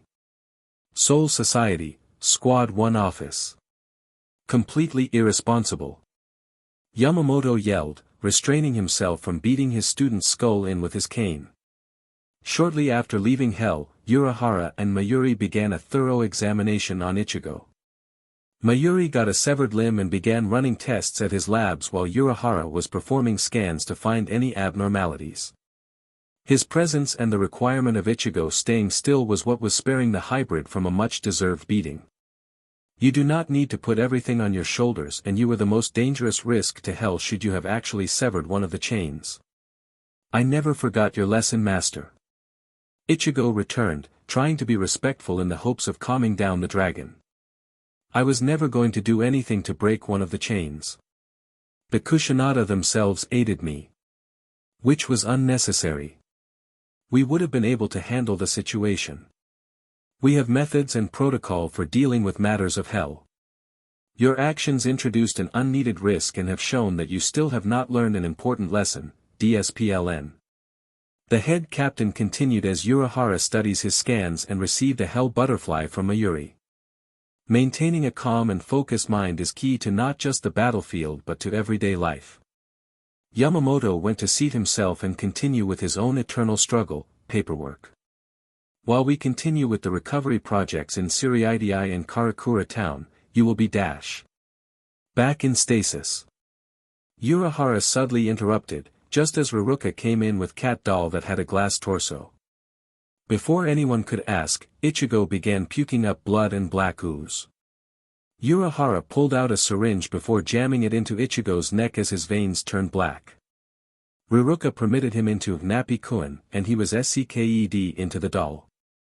According to my scans and Mayuri's own studies, Hell's power is operating as a toxin to Ichigo's systems. He took the doll and opened a screen on the back, typing away commands and instructions to the device. He needs to fully adapt and acclimate to the power of Hell. But if I had to guess, the only changes this would be to make him immune to Hell. So he will be fine in the end. Genryus, I asked, making Urahara nod and easing the old man's concerns. Then I will trust his recovery to you and squad. Do we have Isshin's latest report? Isshin and his squad were placed in charge of exorcism and stabilization to Karakura town after it was switched with a faux copy. The end result caused a troubling imbalance to the region. The last report was just before we left the world of the living. Kisuke responded, having the reports redirected to himself and Mayuri while they were in the world of the living. But there is something odd. The last communique from them to Squad 12 is listed as hours ago. We sent a message back, but didn't hear anything. Urahara said, growing suspicious of the situation. If I may, can I perform a survey on the precipice world? Yamamoto thought for a moment before sighing. The sooner you can fully replicate Garganta use the same way the Wizards and Ichigo use them, the better. He said before waving his hand. You have my permission to conduct your investigation. Gather who you might need for assistance. Urahara bowed and left to make his preparations. Illustrated Guide to Soul Reapers. Hollows to Holes. Alright, they should be waking up right about now. Mayuri told Ishido as Yin and Yang began to stir. Their vitals are stable and we can test their capabilities soon. Lord Ishido? Yin asked as she and her twin sat up, the blanket covering their modesty falling to their waist. My chest hurts. Yes, I'd imagine it would. There used to be nothing there. Mayuri returned, looking over some scans. Hey, we have some fine melons you ate. Yang yelled out as the twins finally noticed they were topless. If you have heart attacks, I'm not replacing them. Finding doubles. Karakura Town, Squad 15 Barracks. Anything? Isshin asked Lisa, who was still examining the girl Senna brought in. Hiyori discovered the Senkaman opening and the bubbly Soul Reaper brought in the unconscious girl soon after. Though the communication system with Soul Society was being a little buggy as of late, Hiyori was still able to access the list of Shinigami personnel and was going through that ever since. Still nothing, sir. Lisa answered, ending the keto she was using to sense anything from the sleeping girl, now dressed in a red skirt with a cream cardigan. No erasure, no heartbeat. If she wasn't there in front of us then I would doubt she even exists. Well, doesn't that sound familiar? Senna groaned out, thinking back on her short life. She stayed with her captain to deliver her report and was genuinely curious about the girl. Are we going to have to worry about some crazy exiled clan or a bunch of blank slate souls? I doubt it. Isshin returned, taking a step back to assess the situation. There shouldn't be another Shinenju so soon and I'm pretty sure we've dealt with the last of any notable threats with a grudge against Soul Society. Well, Ichigo mentioned that Otsugai has a lot of Zanpakuto that look like people. Could she be one of those? Senna guessed again, throwing around any possibility she could think of. We'd still feel something out of that. Hiyori said, coming in with the results of her search. And I found a fat load of nothing. She doesn't match any description of active Shinigami and the closest that I could get is a resemblance to an inactive Shinigami by the name of Oko Yashima, a former member of Squad 12. Isn't that the guy that created Project Spearhead? Isshin asked, remembering the controversy from his time as captain of Squad. He noticed Senna's confused look and went on to explain. Shortly after Kiryu Hikifune created the artificial souls that most Shinigami use, there was a proposal to use that same process to create the modified versions that were supposed to be combat capable to help with the shortage of Soul Reapers and the abundance of hollows and lost souls. Khan was one such mod soul. Unfortunately, those jackasses in Central 46 decided against the project after it was already in progress. Hiyori continued, having done her homework on important events she missed or forgot during the exile of the Wizards. Apparently he snapped and tried downloading his brain into something. He's been locked in the maggot's nest in a catatonic state ever since. We should probably look into that case again, just to be sure. Isshin advised, earning a nod from Hiyori as she went back to try and fix the communication system from her end. Okay, maybe we haven't dealt with all the people that would have a grudge against Soul Society. Squad 12, Underground Lab. We'll keep Ichigo in here. Urahara said as Raruka pulled the stasis tube that held the hybrid out of her cat plushie. Be sure to keep him stabilized. And remember that that's an order, Mayuri. He clarified to his lieutenant, getting a dismissive wave in response.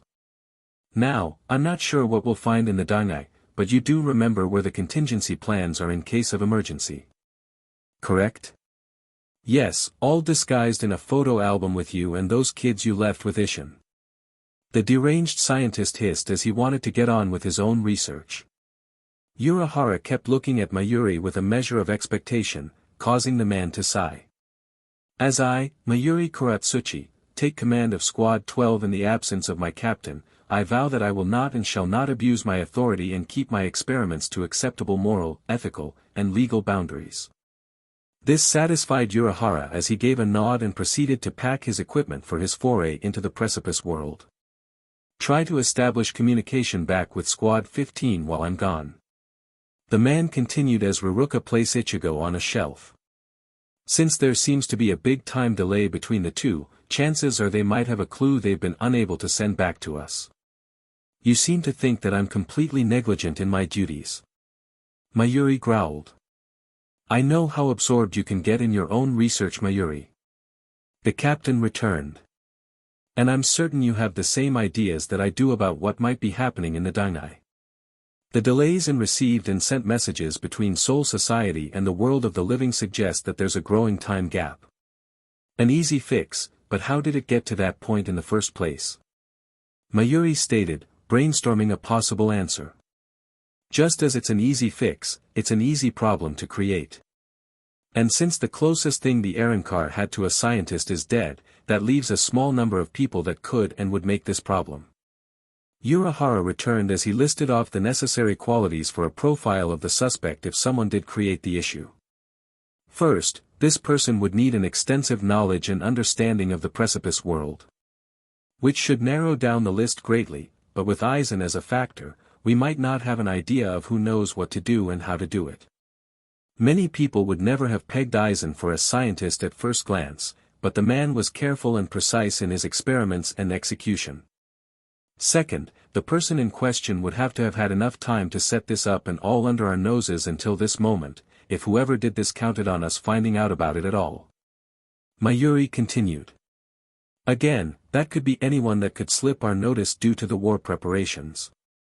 And if there is an outside factor that forced this person's hand, it might be something in the world of the living since Soul Society's baggage always seems to find its way there. Urahara groaned, lamenting how poor of a job the Gotei of old did that made so many problems now. 4. Now, focus on re-establishing communication. After that, we should start our investigation with the head of Precipice World Studies, so keep an eye on Kagarosa Inaba. Try not to die. I'd be terribly inconvenienced if I had to be captain again. Mayuri finished, wishing Urahara luck in his own way. Precipice World. And this only confirms our suspicions.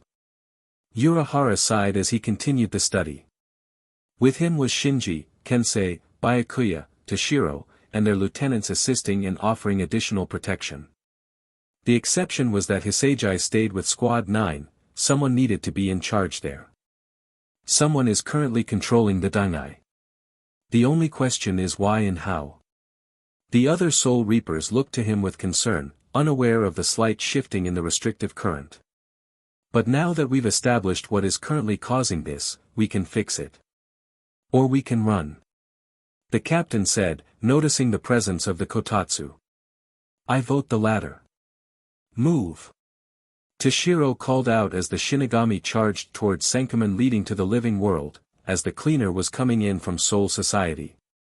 As they ran, a second Kotatsu appeared and started heading straight for them. Our little rat is controlling the cleaner as well. How did he get two of them? Kensei asked as the two trains of space-time current came barreling toward them. More to that, how do we get out of here? The Vizard asked, getting more and more nervous. I've got an idea, but the success will be questionable. Urahara said, bracing himself. Squad 15 barracks. Well, we've got good news and bad news. Hiyori said, reporting to Isshin. The good news is that the girl woke up and is under watch and guard. The bad news is that communications with Soul Society is still screwy and we still have no idea what or who the hell the girl is. She just keeps calling Yuryu and other men perverts, while refusing to talk to anyone else. She finished, earning a sigh from the captain. No name, no idea what she is, and no identity other than a resemblance to a comatose prisoner from a century ago. Isshin summed up, going over the current matter. Remember when we thought things would calm down after Aizen's defeat while we focus on the Quincy? This is rather annoying. Especially since we still don't know what's going on with the communications system and the precipice world. The girl returned. I do have this one theory about what the girl might be though. As hard as it may be to believe. Before she could continue, Lisa came in. Captain Isshin, we have visitors. She said before the captain's Kisuk's team came in. Should I prepare tea, sir? That would be nice, Lisa. The third seat left to get the refreshments while Hiyori stood next to the squad 15 captain. Captains Kachiki, Shinji, Kensei, Urahara, he immediately flashed to the youngest and held him up with a smile, and Toshiro. To what do I owe the pleasure? He asked. Put me down. The 10th squad captain said bluntly, causing Isshin to raise his eyebrow before doing so. We were investigating a disturbance in the precipice world. The ice wielder started before Byakuya took over. We found that someone was controlling the Dangai and led us into a trap. Shortly after arriving, whoever is behind this sent the cleaner after us. The noble said, looking to Urahara. Thankfully, Captain Urahara figured out a way we could escape the precipice world. Does it have anything to do with those bracelets? Hiyori interrupted, noticing a brass-colored bracelet with a black gem tassel on the left wrist of each captain. Urahara held up the accessory in question and smiled. Yeah, these babies kept us in an isolated time field outside of the influence of the Dangai, rendering the entire trap pointless. The man explained while Hiyori and Isshin shared a glance. Before they could continue, Momo and Ranjaku came in. Captains, we found her. The squad 5 lieutenant said, sounding more confident than anyone heard her before. We found Nozomi Kujo. Is that the girl we have in custody? Isshin asked as Urahara began to explain. She's a rogue Soul Reaper that erased her records and escaped from Soul Society. We suspect that she's involved with whoever is behind the time gap in the precipice world. The captains got up and ready to move. Now that we've found her, we can take her back for interrogations back in the Siriidii. That's not going to happen. The father said, causing the other captains and lieutenants to glare at Isshin. You said it yourself. The Dangai is a dangerous place. The safest place to interrogate Nozomi Kujo is right here, in my barracks. Isshin sent a confident smile to the group. You can watch, but I can't let you guys jump into danger like that. With Yuryu, interrogation room. Let's see. The Quincy started, entering the empty and blank room of Sekiseki Stone. After the reveal of her having a connection to the disturbances and whoever was causing them, she was moved to the prison and interrogation section of the barracks. Nozomi Kujo, records removed from the Soul Reaper database and currently the leading suspect in our current investigations. He looked away from the papers to put his gaze on the girl in question, sitting in the corner and curled up defensively. Things would go a lot easier for you if you cooperated. I told you I'm not talking to any of you. Pervert. She said, calling the lieutenant a perv for the 20th time. Leave me alone. The Quincy sighed, getting tired of being called a pervert, when Orihime walked in. Let me try. She suggested. Thinking he could use the break, Yuryu gave her the files and exited the room. Shinji and Kensei were in the hallway with their lieutenants, giving Yuryu disguised glares before returning their attention to the interrogation room. The only other noises were those coming from Isshin, Toshiro, and Ranjaku catching up, as his captain put it, while Kisuke was reminiscing about his old home and Senna was playing with Mashiro. You still won't get anything out of her, Kensei suddenly said, gaining Yuryu's attention. She has literally nothing to gain from talking and everything to lose if she does. Why would she tell us anything? We probably should risk going through the Dangai again, Shinji said, losing patience with the situation. It's too dangerous to leave things as they are. Yuryu said nothing as he left, though he was keeping tabs on them during their stay. Squad 12, Mayuri's playground. It was practically silent as he made his way into the dark lab, nothing beyond the tapping of his cane, the bubbling of various chemicals, and the blips and whirs of computers and machines. The man searched the off-limits section of Squad 12's underground research facility, looking for one thing of great importance. What would either be the key to an ultimate creation or the single most dangerous thing to his ambitions? He had to be careful, quick, and silent, or the plan he spent so much time on would crumble around him. This was the main lab of Mayuri Kuratsuchi, and he knew precisely how dangerous that man could be. He spent half an hour searching the lab before frustration got the better of him. DMN it. Where is he?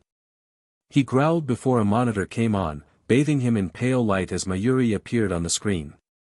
Looking for a certain hybrid, are we Kagarosa? The lieutenant asked, shocking the man in question. Inaba was wearing a flamboyant yellow robe with a high collar that shielded the back of his head. The other identifier was the man's dual-colored hair, green on the right side and yellow on the left. Lieutenant Kuratsuchi. The traitor returned, glaring at his superior officer. Can't say I'm surprised. I thought highly of you as my captain during your tenure as such. Far more than Captain Urahara. You can't butter me up, Inaba, I've already gathered what you're planning. Mayuri responded, his image shaking as he picked up a camera. And I've got the evidence from your lab as well, he said as the background changed rapidly, evidence of the man using flash step to reach his new destination. Manipulating the precipice world, attempting to trap all of the top Shinigami in there and replace them with Regai copies infused with mod souls. Ambitious, and you probably would have gotten away with it, or at least make it that much more challenging, if it wasn't for one misstep on your part. And what would that be? Kagarosa asked, feeling a slight headache coming on. You're the top expert on the Dangai, everyone in the squad knows that. Kuratsuchi answered. Of course we'd suspect you right away. And one of the many contingencies that Urahara made is that his personal computer is linked to everything in the squad. Your misstep was enacting your plan and not covering your footsteps immediately. How is that new nerve gas, by the way? What? Inaba said before getting into a coughing fit, finally hearing a subtle hiss of gas. Those Shiba siblings during the memory incident revealed that our security measures could use some more work, so I've developed a new gas and rigged my lab to release it whenever someone without clearance goes in. I just recently tested it on your Regai clones, but all that tells me is you did shoddy work. The doors opened again as three masked figures came in. They're still alive, part of another experiment Kisuke and I are working on. If you could escape, that would be most beneficial to us as well. The monitor shut off after that. BSTRD. Inaba cursed, turning to face his opponents, Ishido, In, and Yang. Go mad, Raikou. He yelled out, spinning his cane, which turned into a double-headed Vouge glaive and kept spinning. Before Ishido could attack, Inaba disappeared. Squad 15 Barracks. Nozomi stayed curled in that corner, far from the door, and trying to remember what she knows she had forgotten. She knew the image of the location she wanted to go to, but not where it was. As of yet, she wasn't even allowed out of the building. They did clothe her and feed her, but she had a mission and she needed to get out of there. Especially since she didn't want to be found by a certain someone that sent those Regai after her. Her thoughts were interrupted as the door was flung open, revealing Renji and Byakuya. You're coming with us, Byakuya stated, his eyes flashing a pale purple along with Renji's. The tattooed man came in to drag her, prompting her to try and run. A practice in futility as the man landed a solid blow to her gut and knocked her out. The two began to quickly make their way out of the building, regrouping with the rest of their team, and reaching the door leading out. Running directly into an ambush of the seated members of Squad 15, Jackie, and Jericho. Jericho!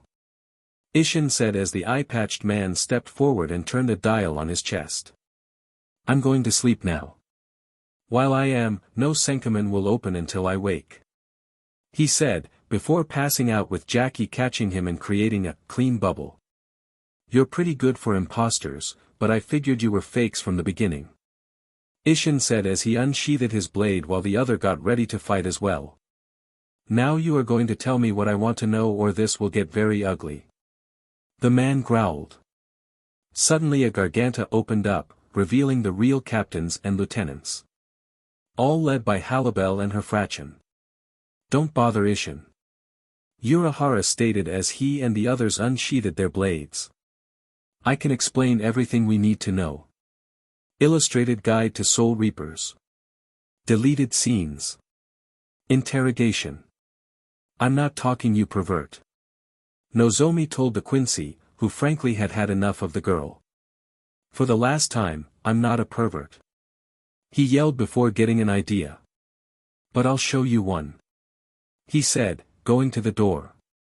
Hey Lisa, go nuts with her. He called out, leaving the room. Almost a minute later, Lisa appeared with a long clothes rack filled with different outfits. Strip. She ordered with an emotionless tone, but a burning lust in her eyes. I think I made a mistake. Nozomi thought as Lisa came closer. With a micro bikini and cat ears in her hands. Contingencies. Let's see. No, that's for viral breakouts.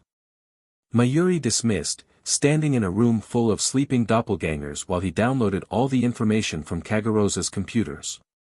I should have had that bookmarked.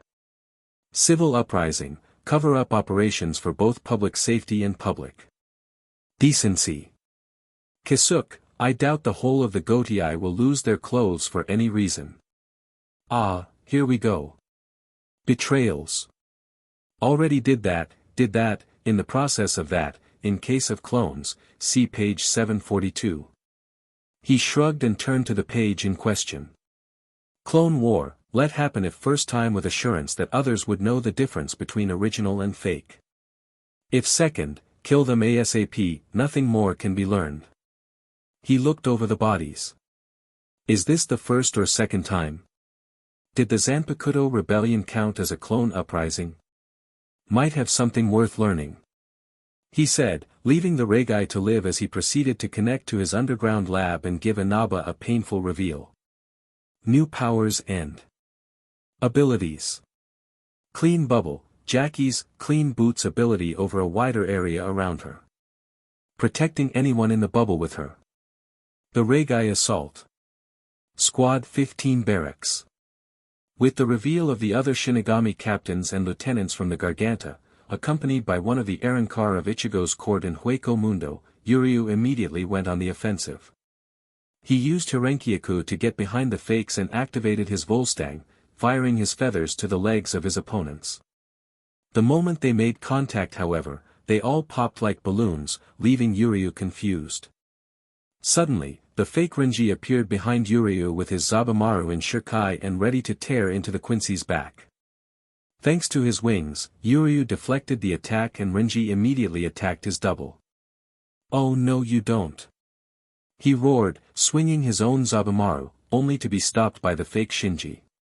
That same fake was then sucker punched by Kensei and kicked in the neck by a masked Mashiro, followed by a sickening crack as his neck was shattered. The features dissolved into that of a blank mannequin before turning into dust, leaving only a small red soul candy. Try to leave at least one alive. Urahara called out as clouds of gray ash collided and Yuryu was being chased by a cloud of pink. Kisuk looked to Nozomi, who disappeared. DMN it. He cursed, pulling out a tracker he had prepared during their time in Hueco Mundo. Sailaporo may have died but his main lab was still functional, Kisuk just needed some time. He watched his scanner as it picked up all the clone versions of the Shinigami. The Byakuyas were fighting each other. Kisuke knew something about their pride being involved. The fake Hinamori and Ranjaku were already neutralized in the massive hands of the Trace Bestia's chimeric Aion. The Renjis were fighting, both going into Bankai, though one seemed to have a vastly different one than what he saw of the 6th Lieutenant's release. The Vizards had on their masks and made pretty short work of their remaining copies, destroying the fake Kensei and immobilizing the fake Mashiro. For some reason, neither had donned their hollow masks, which Urahara found quite suspicious. Lastly, he saw Yuryu and the fake Toshiro were fighting. The latter was in Bankai to try and match the Quincy Volstagg. The ice not lasting long against the vibrating Racier feathers, Yuryu commanded. "Looks like your double ran off with Nozomi," Isshin said, trusting his comrades to win against their fakes. "I've got Lisa, Chad, and Tatsuki guarding Jackie and Jericho. So long as he's asleep, no Senkaman should open." The Shark Arankar was with them as Urahara kept scanning. "Let's hope that applies to a naturally occurring opening to the precipice world," he said as he finally found 2 signatures that were trying to get away from their location. "That way," he called out, moving as fast as he could with Isshin and Halibel following close behind. It took them a minute, but they found Nozomi, bound and gagged with Kido, in front of a shrine in the middle of the woods. Though they saw the girl, Urahara found a signal coming from deeper inside the woods. "Follow that signal," Kisuke ordered as he passed the tracker to Halibel, who went on ahead as he and Isshin landed in front of the girl. Urahara took out his Beneheim and shot at her with a Racier wave, causing her to pop like a balloon.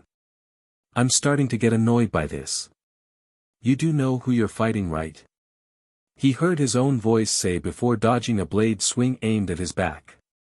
"What were you? Isshin gave the fake no time to talk before punching it, only to get another balloon pop. "Why did you make those portable Jigai?" Isshin roared, getting just as annoyed. Half a dozen Kisuke copies appeared, the 2 Soul Reapers going back to cover blind spots and to stay near the original Kisuke. The air was filled with pop after pop as the 2 fought off the fakes, soon getting caught in the middle of a tornado of blue light that destroyed the rest. When it dissipated, the captains looked up to see Halibel and Yuryu with Nozomi in hand. "Surprisingly enough, Kisuke, your double was not nearly as cautious as you," Yuryu said, dropping down to the 2. "Everyone else was finishing up by the time I finished my fight with the fake Toshiro." Urahara's double set a series of Kido traps around Nozomi, but he never expected me. "And you said helping Ichigo in his early prank wars with me was going to be a useless experience," Urahara said with a smile, making Isshin laugh at the memories. Yuryu had his eye twitch in annoyance, but he had to concede the fact that it let him get the drop on the fake Kisuke. "Anyway, let's get back to my shop. I've got a lot to tell you," he said as they moved to return to the base, Nozomi still tied up. "You mean MY Squad's barracks, Kisuke?" Isshin teased. "It's still my shop, Isshin." The former shopkeeper returned. "Is this normal?" Halibel asked Yuryu, who could only groan. "My condolences. Squad 1 Barracks, Yamamoto's office. Kaguraza Inaba plans to usurp the Gotei and replace them with Regai copies with mod souls based on the racier of the current captains and lieutenants," Mayuri explained to the captain commander. He had a secret lab located hidden within the Senkaman Gate where he conducted his alterations to the precipice world and the creation of his Regai. More than that is his fixation with one Nozomi Kujo. According to the data I was able to look through while downloading all of his research and findings, she seemed to be the first mod soul. The odd thing is that it seems he also plans to fuse with Nozomi. Do you have any theories as to why that is?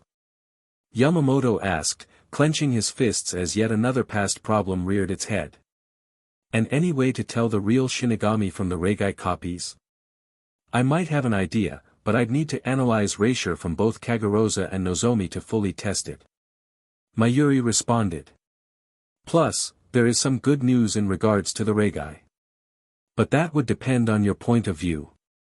Kagarosa seems to have an inability to control hollow erasure, so the copies of the wizards would be without their masks and rendering them far weaker than otherwise. He reached into his Shihakusho and pulled out Ichigo's stasis pod, placing it before Genryusai. Either he thinks Ichigo would be the key to solving that problem or he deemed him to be that much of a threat. It was enough for him to brave going into my personal lab. And considering that Ishido has yet to report his capture, we can assume that Kagarosa's gone into hiding. And likely plans to unleash the full power of the Regai. Then I shall keep my student safe for the time being. Yamamoto said, taking Ichigo's pod and hiding him away. What would you say is the current threat level? Mayuri took the moment to do some quick calculations before coming to his conclusion. Each Regai, while restrained, should equal the original in strength and ability.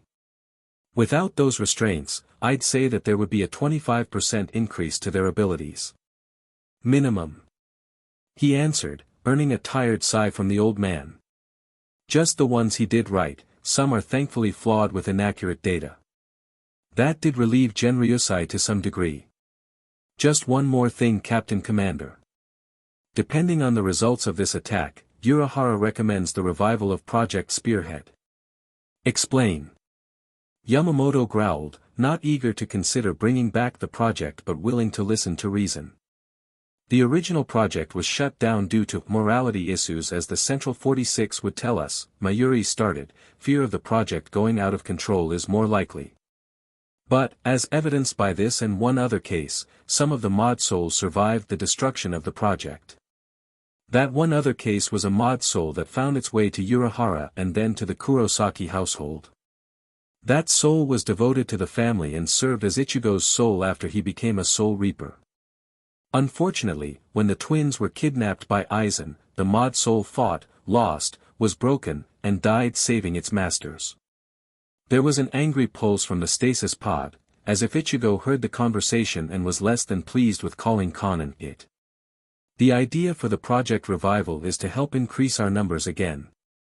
Or at least to free up some Shinigami from other tasks and increase efficiency. Yamamoto drummed his fingers against the table, mulling the idea over in his head and whether the risks outweighed the possible benefits. We end this attack first, and then I will decide.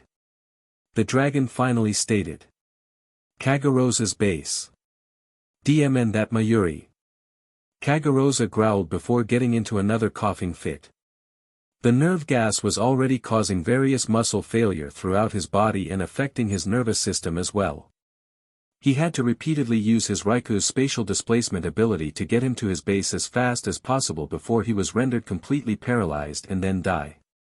If he had to assume, he already lost his Regai of Lieutenants Nanao, Kira, Kuratsuchi, and his Nimyu copy to the nerve gas that the original used in his main lab. That, on top of the lack of reports back from his Regai in the world of the living, means he lost them as well. To finish his failed plans of the day, Ichigo Kurosaki was still out of his grasp, and who knows when he might awaken from his sleep. Master Kagarosa. The other Hinamori Regai he had called out as she rushed to his side. Are you alright, sir? You're looking terribly weak. She said, not noticing that Kagarosa tensed up in anger. Weak, looking weak, nothing truly filled him with more rage and hate than being called weak. Wait here, I'll get Unohana and Aisane. She said, getting ready to retrieve the Regai healers.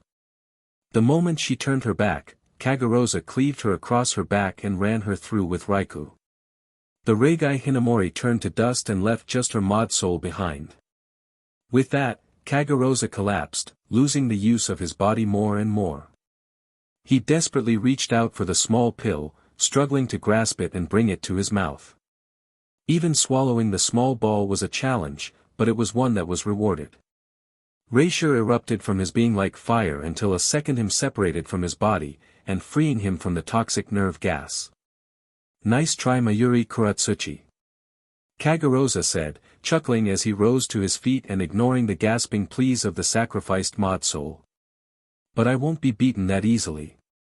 He looked to his Raikou, grinning madly as he decided his next action. And my Regai will crush the Godii. Squad 15 Barracks. And that should just about do it. Kisuke said, finishing the last steps to connect the barracks communique to a secure line with Squad 12's and, more importantly, with Mayuri. Said lieutenant's face appeared on the monitor as he finished preparations on his end. "How's things on your end?" he asked as Nozomi watched, left sitting in the corner as the two scientists did their work. Kagarosa has been exposed and will likely unleash the full power of his Regai copies of the captains and lieutenants. So if you thought that the bracelets the copies wore would be a good indicator of who is real or not, we are out of luck there. Mayuri reported back. On the plus side, the new nerve agent seemed to be effective and my security cameras got us some details of his abilities. As for his plans, he has this fixation on Nozomi Kujo. The girl in question tensed slightly at hearing this. And though this is only a guess, I believe he intends to fuse with the girl. That seems odd, Kisuke returned, doesn't seem to have much point to it either. The very beginning of mod soul creation is basing it off of an existing soul reaper. And if Nozomi is the first, then shouldn't she be based off the first volunteer? Oko Yushima, the head of the project, was the first volunteer. Mayuri answered, remembering that most of this happened after Kisuke's exile. And I wasn't the only one based off of him. Nozomi finally said, speaking up after deciding that she had little other option than to help out. Kagarosa Inaba was the other. The two of us were made from the two halves of Yushima's personality. You could say that I'm the light to Inaba's darkness. I figured. Mayuri said, happy that his theory was correct. If I had to guess, Nozomi might have something to her that Kagarosa needs in order to complete himself or another project that Yushima made before his full mental breakdown. Nozomi turned away, not happy with being reminded of the worst memories of the original's life. On other matters, the captain commander is now considering the revival of Spearhead. This shocked the mod soul. He wants to end this fight with our copies before deciding though, correct? Urahara asked, Nozomi turning back to the screen. Indeed, and Kagarosa will have to either be imprisoned or destroyed. Mayuri answered. I have an idea, but they rely on Nozomi's cooperation. The two turned to the girl, now slightly unsettled with how Mayuri was smiling at her. Spreading the word, living world. So, to clarify, Halabel. Started, someone else with a grudge against Soul Society has made a clone army of a majority of the top Shinigami and is using them to overthrow and conquer the Soul Society. All the while, trying to capture this girl and fuse with her to revive the original mind behind the creation of mod souls. The assembled captains nodded. And I thought Aizen had the complicated plan. Apache said, somewhere between irritated and amused with the course of events. I'm surprised you actually understood that. Mila snarked to her sister fraction member, sparking another fight between them. How uncouth. Sunsung said, getting involved in the argument. You say that he seems adverse to hollow erasure, correct? The shark asked, earning a nod from Toshiro and Kensei while the other captains watched the fight in amusement. Then the course is clear. Apache, Mila, Sunsung. You three return to Las Noches and bring us back up. Take Nozomi Kujo with you, she's the key to the enemy's plans, she ordered, ending the fight instantly as the three wordlessly obeyed and opened a garganta.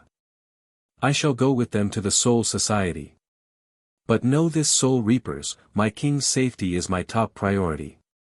She said, earning an understanding nod from the assembled captains and lieutenants. Lisa, you're in charge. Isshin said as he rose to his feet. Yuryu, you're coming with us. Everyone else, protect the world of the living. Here's the code to know it's us. July 17th. The squad members nodded as Halabel opened her own garganta and the group progressed to the Soul Society. Soul Society. This is Captain Commander Genryusai Shigekuni Yamamoto. The dragon announced over a system of hell butterflies, sending his message throughout the entire Suriidai and to the 75th Rukon districts in Shinigami police territory.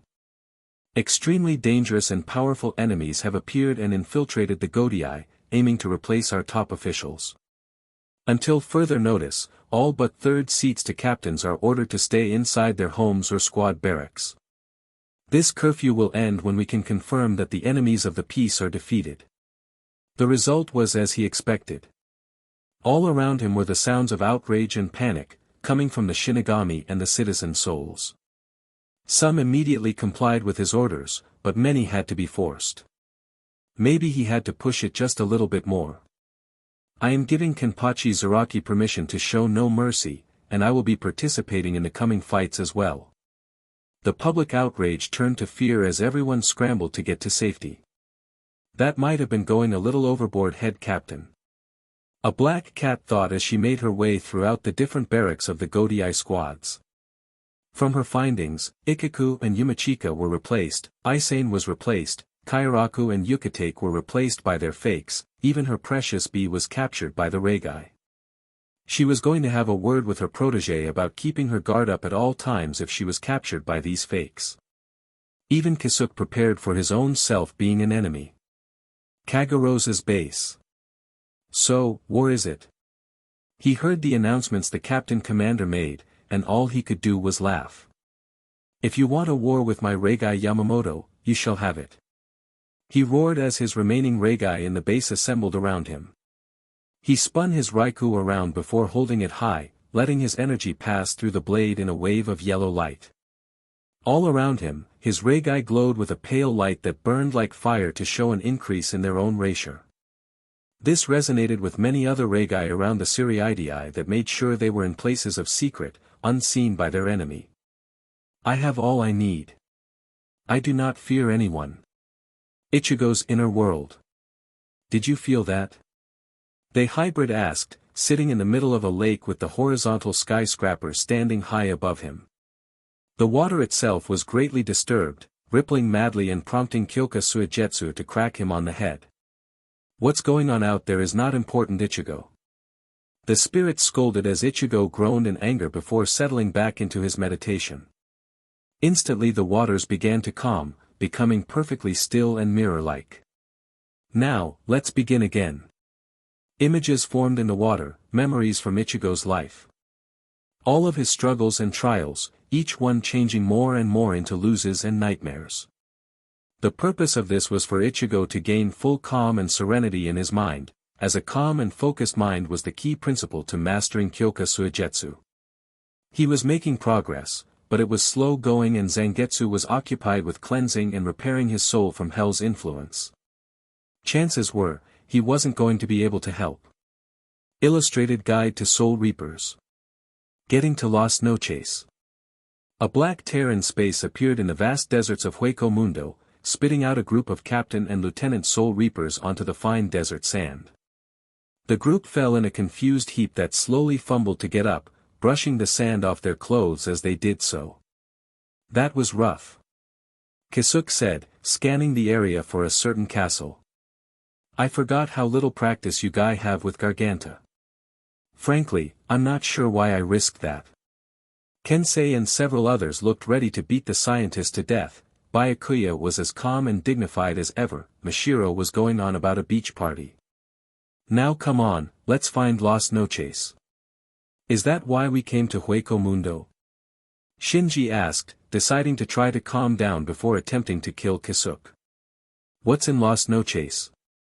Well, unless Yuryu completely destroyed it, there should still be some material from Aizen's Arrancar scientist's lab. Maybe find Aizen's own workspace there. There. Byakuya suddenly spoke up, pointing in the distance to what was a small building in the distance. Almost completely unnoticeable at this distance. Maybe I should build that lighthouse Ichigo wanted. Kisuk muttered before doing some quick math in his head, then collapsing with exhaustion. And a massive desert transit system. He nearly cried after figuring out just how far from Las Noches they were. Arrancar raffle. Okay, gather up everyone. Jin said, summoning the Arrancar. Kisuk and his group arrived 3 hours after wandering the desert before getting taken to the prisons by Runaganga. It took another 2 for Jin to notice and actually do something about it. Since we don't have 10 top Arrancar, you can't exactly go by Espada. Knights are up for consideration, but you are not to go by caballeros. Despite being Spanish for night people, might mistake you for the Disney bird trio. Next on the agenda, Ichigo is out of commission and Soul Society might be under attack by copies of the top Shinigami combatants. Volunteers? He asked as all 8 hands shot up. Some eager to prove themselves to their king in his absence, others just to fight. Okay, I'm only going to allow one. So I'm going to pull a name out of a hat. The Silver Fox said, holding up Kisuk's hat. Why did it have to be my hat? Kisuk groaned, ignoring that he was literally the only one that had a hat. Renji's new Bankai. Zabumaru. Renji stood across his Zanpakuto spirit, the fur-covered women and the albino snake kid chained to her, anger and betrayal in his eyes.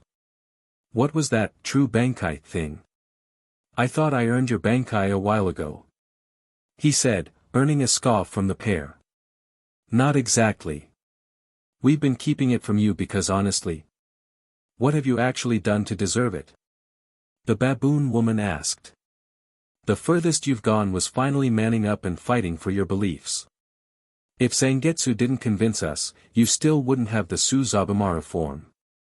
The snake admitted, shivering as he remembered the talk Zangetsu had with them. So what changed? The Soul Reaper asked. No way in hell is a crappy knockoff copy going to beat us. The two responded. I don't remember having that kind of ego. Regai fights. With Yoruchi. She made her way deeper into the forests of the North Rukon 68th district, following a lead to one of Aizen's abandoned labs. Shortly after Mayuri informed the head captain of Kagarosa's treachery, he requested the Werecat's services. Identify who were still the real deal and who were switched out for fakes, and after doing that mission she sent him the information by Hell Butterfly, before tracking the location of where the real Shinigami were hidden. All of which led her to one of Aizen's abandoned labs, left to rot after finding that it was wiped clean 3 decades before Aizen's departure from Soul Society. She could feel some powerful erasure, signifying a powerful barrier sealing Kido, emanating from the building. She took another step when her shoulder was pierced from behind. Sorry, Lady Yoruchi. Her assailant, revealing to be a Regai copy of her little bee, said while readying a second strike. But I have my orders. It would never find its mark, as neither did the first strike. All the fake Soifon managed to hit was an after-image of Yoruchi. The real Yoruchi flashed behind her protégé's double and was about to release a devastating kick to her head, when a large spiked ball came flying toward her. Moving quickly, she vaulted over the mace as it came into arm's reach before grabbing onto the chain linking the ball to its hilt. The Regai of Soifon already next to. A much improved version of Omida. With hair, more handsome, and muscles. It was a shame this was not the real Omida. I think the only thing that threw me off here is that Soifon would never let her lieutenant interfere in her fight. Yoruchi taunted, not at all concerned with her opponents while settling into a combat stance. You must be a failed copy if you need help. You also taught her, as leader of the Onmitsukido, to use every opportunity and advantage possible. The Regai said before the two disappeared, reappearing at her sides with their weapons ready. Yoruchi twisted around Soifon's spear hand and kicked Marekio's mace into the building, knocking down the front wall. Regai Soifon spun herself and landed a hook kick on Yoruchi's back, sending her to the ground. Shunko. The copy called out as she threw a punch down at the noble. Not fast enough. Yoruchi whispered as she disappeared, getting behind her bee's Regai and slamming her fist into Regai Omida's stomach. The man coughed up bile as he dropped to the ground, with Soifon appearing behind Yoruchi again. Shunko. The Flash Goddess said, activating her own Flash War Cry, and deflecting Soifon's attack. She followed it up with a heavy blow to the ground, while the Regai dodged. You missed. She said with a smirk, side-kicking Yoruchi through a tree and slamming against another one. Maybe Kagarosa will reward with a more fitting Lady Yoruchi after he gathers your data. She said, with a hopeful expression. Unaware that her partner was just killed. There is only one of Lady Yoruchi. The Regai heard her voice from behind, turning to see her original freed and the building she was meant to guard destroyed. The shock was short-lived as a Kido-infused hand pierced through her chest from behind. Had to make sure I didn't hurt my precious bee. Yoruchi said as her protégé's Regai turned to dust around her arm. Soifan immediately knelt before her mistress. Lady Yoruchi, I'm sorry for she didn't even finish before said lady punched her on the head. You better be sorry. I thought I taught you to always be on guard. The noble scolded before rubbing her friend's head. Looks like I'll have to retrain you, just like old times. Inside, Soifan was squealing like a little girl. But first, stopping these Regai. Right. The other Shinigami that were in prison have already begun their return to the Siriidii. With Yamamoto. The old dragon twisted his cane about, Ichigo safely stashed in a secret location only he knew, and made his way to the stairway to where the repentance cell once was. It was a wide open area, with the other combatants doing their own thing, where the old man could really cut loose. He felt that old burn from his early days, and with the Quincy return coming, he needed to back into the flow of combat. His patience was soon rewarded when his opponents finally appeared. Regai copies of Kairaku, Yukatake, Unohana, Isshin, Kamamura, and the one that he knew to be Kagarosa. This is truly an arrogant act on your part, Kagarosa. Genryusai said as he faced his would-be opponents. You know of the coming Quincy War, yet you would try to overthrow the Godii instead of adding to our might? The yellow-robed man wore a malicious grin as he let out a twisted laugh. And who is the one responsible for this Quincy War? Yamamoto. He returned, readying his Raikou while the Regai did the same. But then again, how many of the problems that the Godii faced can be traced back to you? Aizen managing to get away with as much as he did before he defected, though Aizen was indeed careful about his actions. The Dark Ones trying to destroy both the world of the living and soul society, you let them live and let their hate grow in there. Exile. Kusaka, all because you turned a blind eye to the Central 46's interference. The amnesia incident, how many hollows were in the Rukon that you never really addressed? The Kasumiyaji incident was because you chose to imprison yourself to an unjust system that kept you out of the affairs of nobility. The Zanpakuto rebellion, you should have killed Koga instead of sealing him away. Everything can be traced back to you and your weakness as a leader, and you should retire. But, there is no way I will ever bow before that abomination you call your student. He roared, pointing his blade forward to the old man. In response, Yamamoto moved his cane forward and the Regai of Kamamura blew apart, shocking Kagarosa in turn. I have indeed made many mistakes in my 2,000 years of service.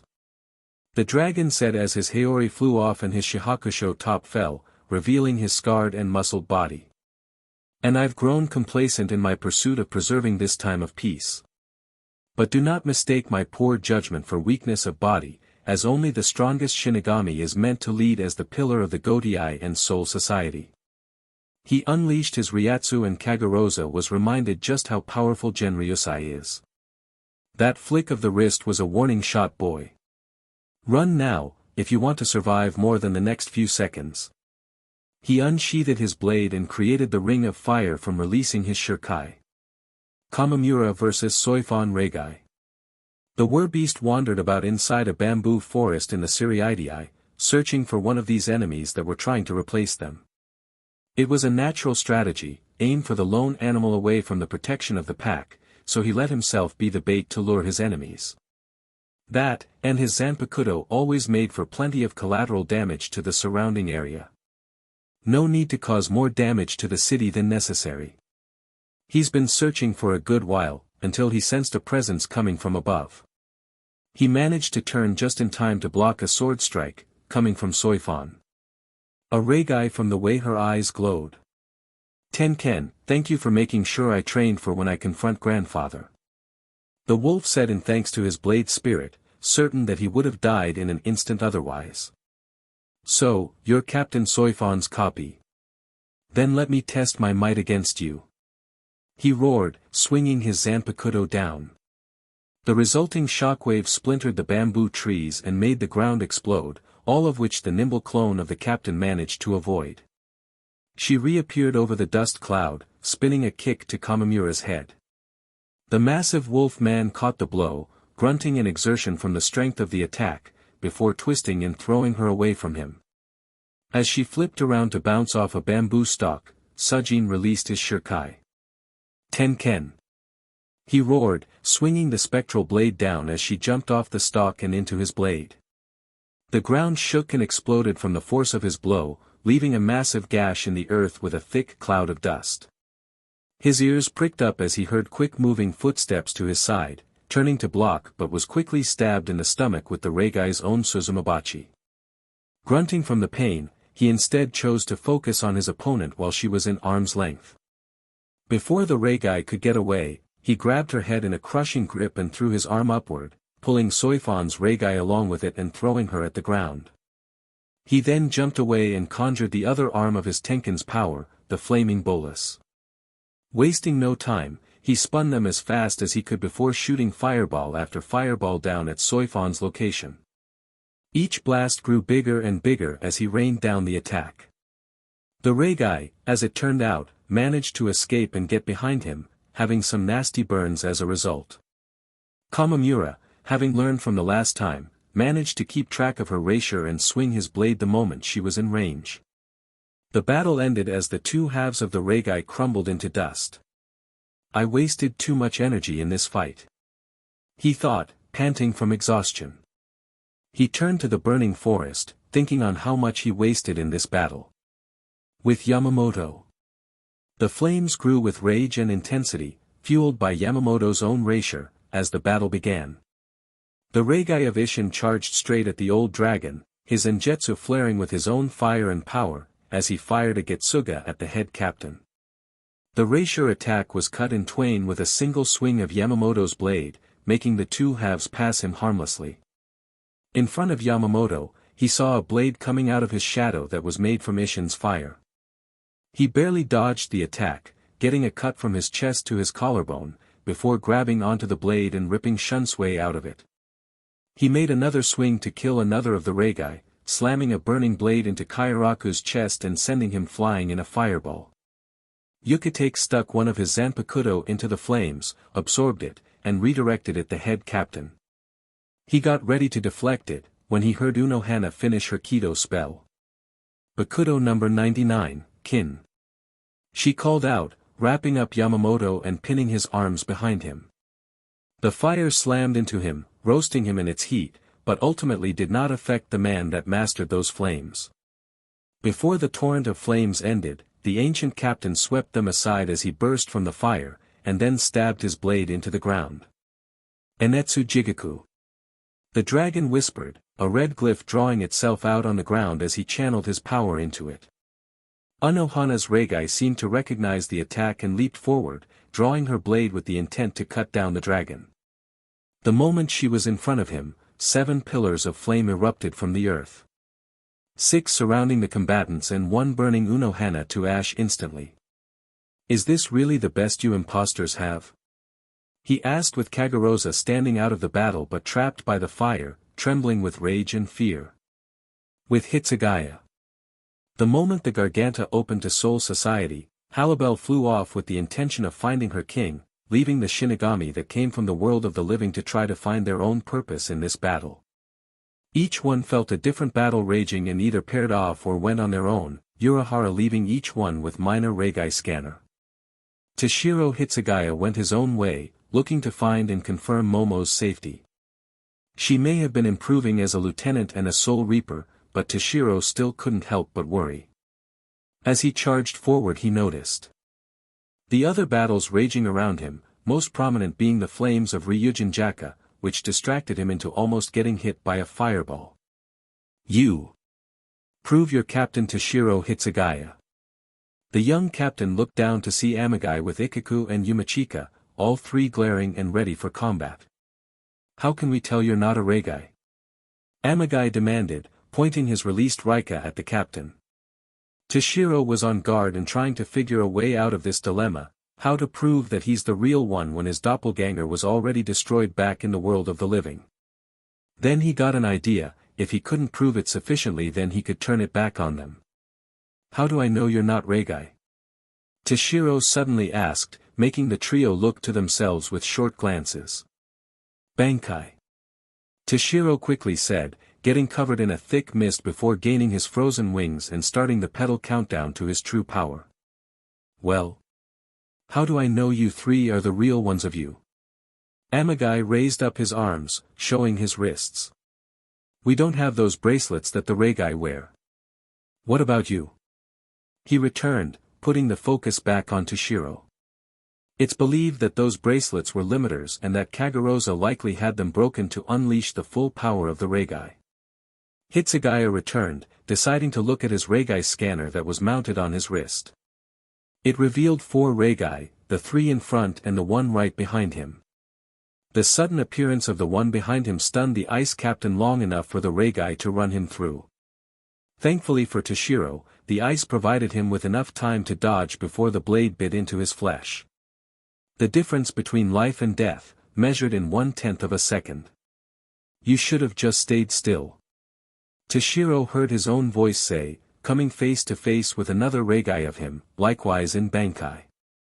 It would have been so much easier on you if you did.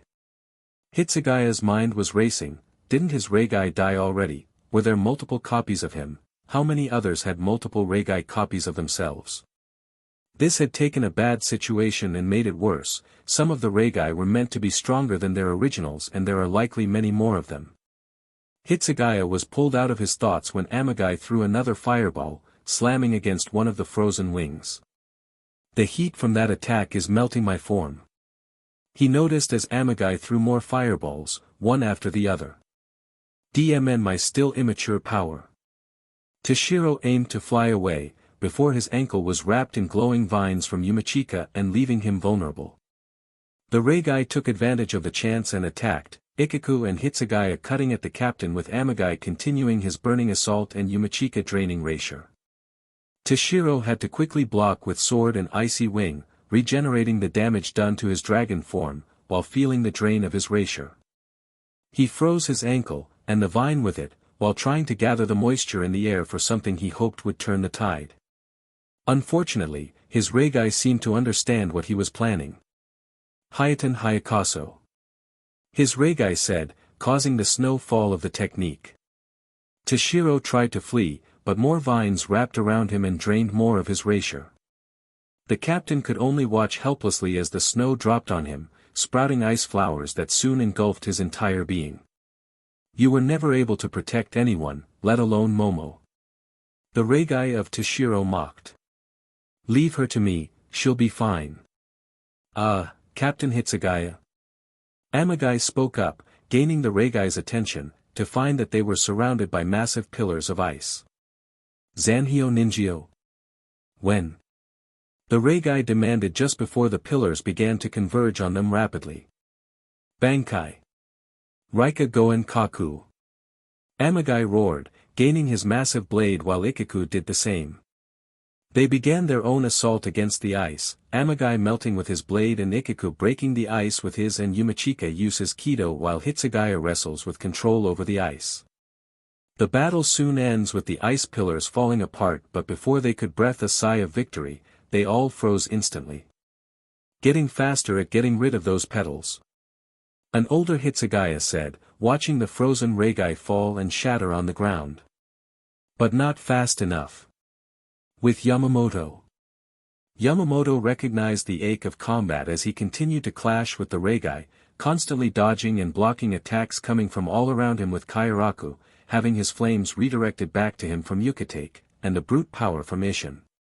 To his benefit, with the Regai Uno Hana gone, they would be unable to heal and recover. This was a battle of attrition, but 3 captain-class Shinigami was still wearing on the old dragon. Even as a Regai, Isshin is headstrong and dives into battle. He thought as the Regai in question tried to fire a Getsuga at the dragon, only for Yamamoto to bat the blade aside and deflect the destructive wave of Racier. From above, Shunsui appeared and was about to swing one of his blades. Takaoni.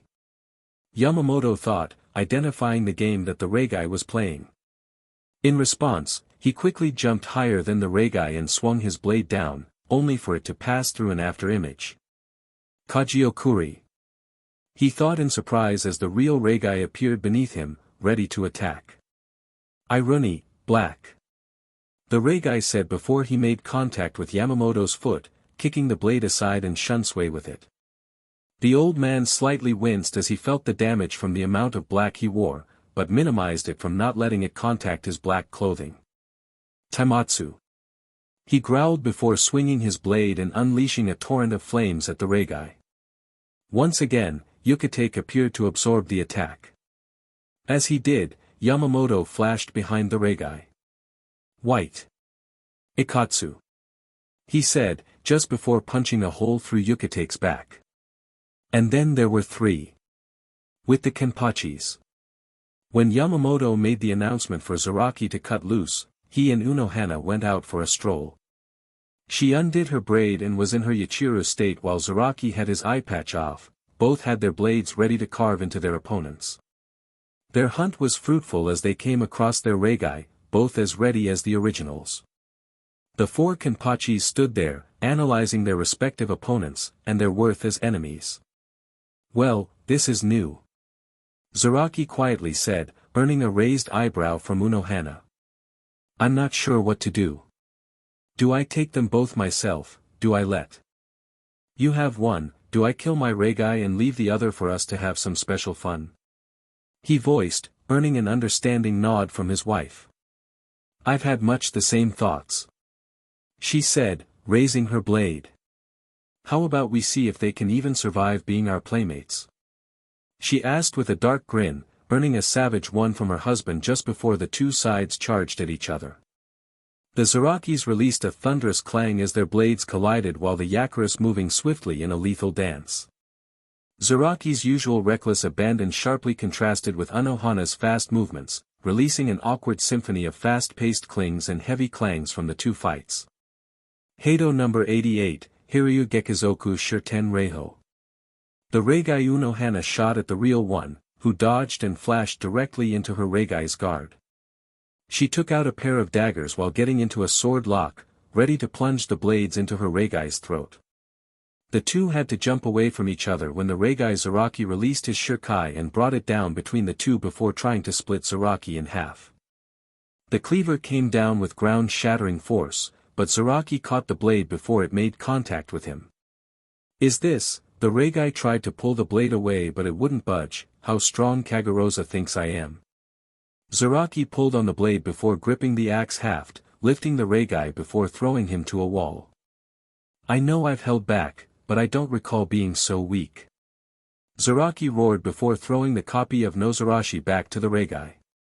The clone punched the axe blade off its lethal course and caught it safely, ready to fight again. Bakudo number 62, Hyaparankan.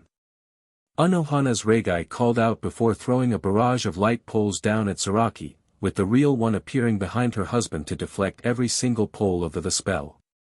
Heido number 90, Kurohitsuji. Yachiru quickly cast, trapping her Regai in the black box. Suddenly, a furry beast attacked her while a large skeleton picked up the black coffin and broke it apart. Zaraki appeared above the skeleton with Nozarashi out and slammed the blade down on the creature's skull, shattering the entire construct. Yachiru herself quickly cut through the furry creature's body and made it dissipate as well, leaving the two Kenpachis with their Regai doubles once again. The Regai of Unohana readied herself to cast another spell and Yachiru flashed toward her with her blade raised. Her Regai dodged but Zaraki's, her actual target, was cut across his gut, nearly in half. No! The Regai Unohana cried out, having as much care for her lover as the original does for hers. That second of distraction was her doom as Zaraki brought his axe down on her. The two Regai crumbled into dust as the two Kenpachis sealed and sheathed their blades. Never mind what I was thinking. Zaraki scoffed, looking at the mod souls as they crumbled to dust. They were too fragile. Let's find the rest. I'm still unsatisfied. Yachiru said as they continued their hunt. With Yamamoto. With the threat of Yukatake out of the way, Yamamoto unleashed even greater flames and was more aggressive. The fire was so hot that the buildings were burning to ash and the clouds dissipated from the scorching heat. Unohana was integral to them to last longer because of the healing skill, and Yukatake could reflect his fire back at him, thus they had to be crushed as soon as possible. With those two gone, then Genryusai could stop being as cautious as he was. Kairaku's game still kept him on his toes, but the Regai couldn't get too close without getting burned, and Isshin's own fire Zanpakuto was the only thing that kept him from getting vaporized. It seems Kagarosa is trying to retreat.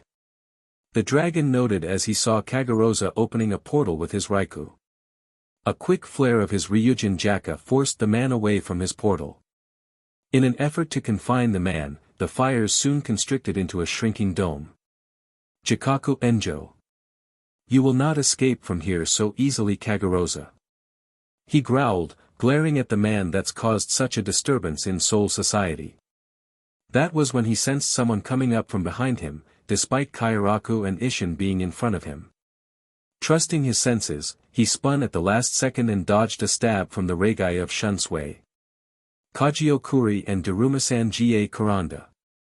An afterimage to distract me in trying to hit my blind spot. Kaiten Kayakatsu supposed to be more moody, more hints of Kagarosa's meddling.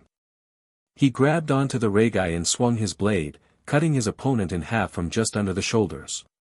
Now, time to end this. The dragon said, facing his final Regai foe. West Rukon District, Plains area. Rukia was visiting her family in the Shiba clan when Yamamoto made the call about the Regai. Since then, she's been keeping to an out-of-the-way area so as not to disturb the civilians of the Rukon district. She's had her Shireiki at the ready and just waited, for an opponent, her allies, pretty much anything or anyone. Suddenly she felt someone coming up from behind, turning to find Ranjaku appearing at the edge of the field. Rukia. The 10th lieutenant called out, flashing closer to the icy vizard. Good to see that you're okay. The moment she was within blade's reach, Rukia held her sword to the girl's throat. The shocked lieutenant held her hands up and backed away a couple inches. Prove you're the real Ranjaku. Rukia demanded, glaring at the girl she suspected was a doppelganger. Considering that these people were meant to replace them, it stood to reason that they were copies of themselves. With that in mind, she needed proof before trusting anyone anymore. The maybe Ranjaku thought for a moment before getting an idea. Remember that night when Captains Zaraki and Unohana got married? How we had some fun with our dear Ichigo? She asked rather suggestively, all of which was pretty accurate to Ranjaku. Rukia was about to drop her guard when she heard Sodi no Shireiki's voice call out to her. She's not real, Hiniko's spirit is not with her. Rukia didn't stop her blade's descent, but she did draw a circle with a flick of her wrist at the base of the now confirmed Regai's feet. Tsukishiro. She said, using her power to create a massive pillar of ice where the Regai stood. The Regai knew her cover was blow when Rukia's hand made that twirl and managed to avoid the attack, just before the ice formed. As she did, Rukia appeared behind her with her mask on. Hakuren. She shouted, unleashing her freezing torrent at the Regai and forcing her to dodge again. Growl, Hiniko. The fake Ranjaku called out as her blade turned to dust, swinging at Rukia and forcing the visor to move. Bakudo number 63, Seijo Sabaku. The Regai yelled, clenching her fist and wrapping Rukia up in glowing yellow chains. She was about to make another swing when another chain wrapped around her and a blade was held to her neck. I'd appreciate it if you didn't hurt my sister wife.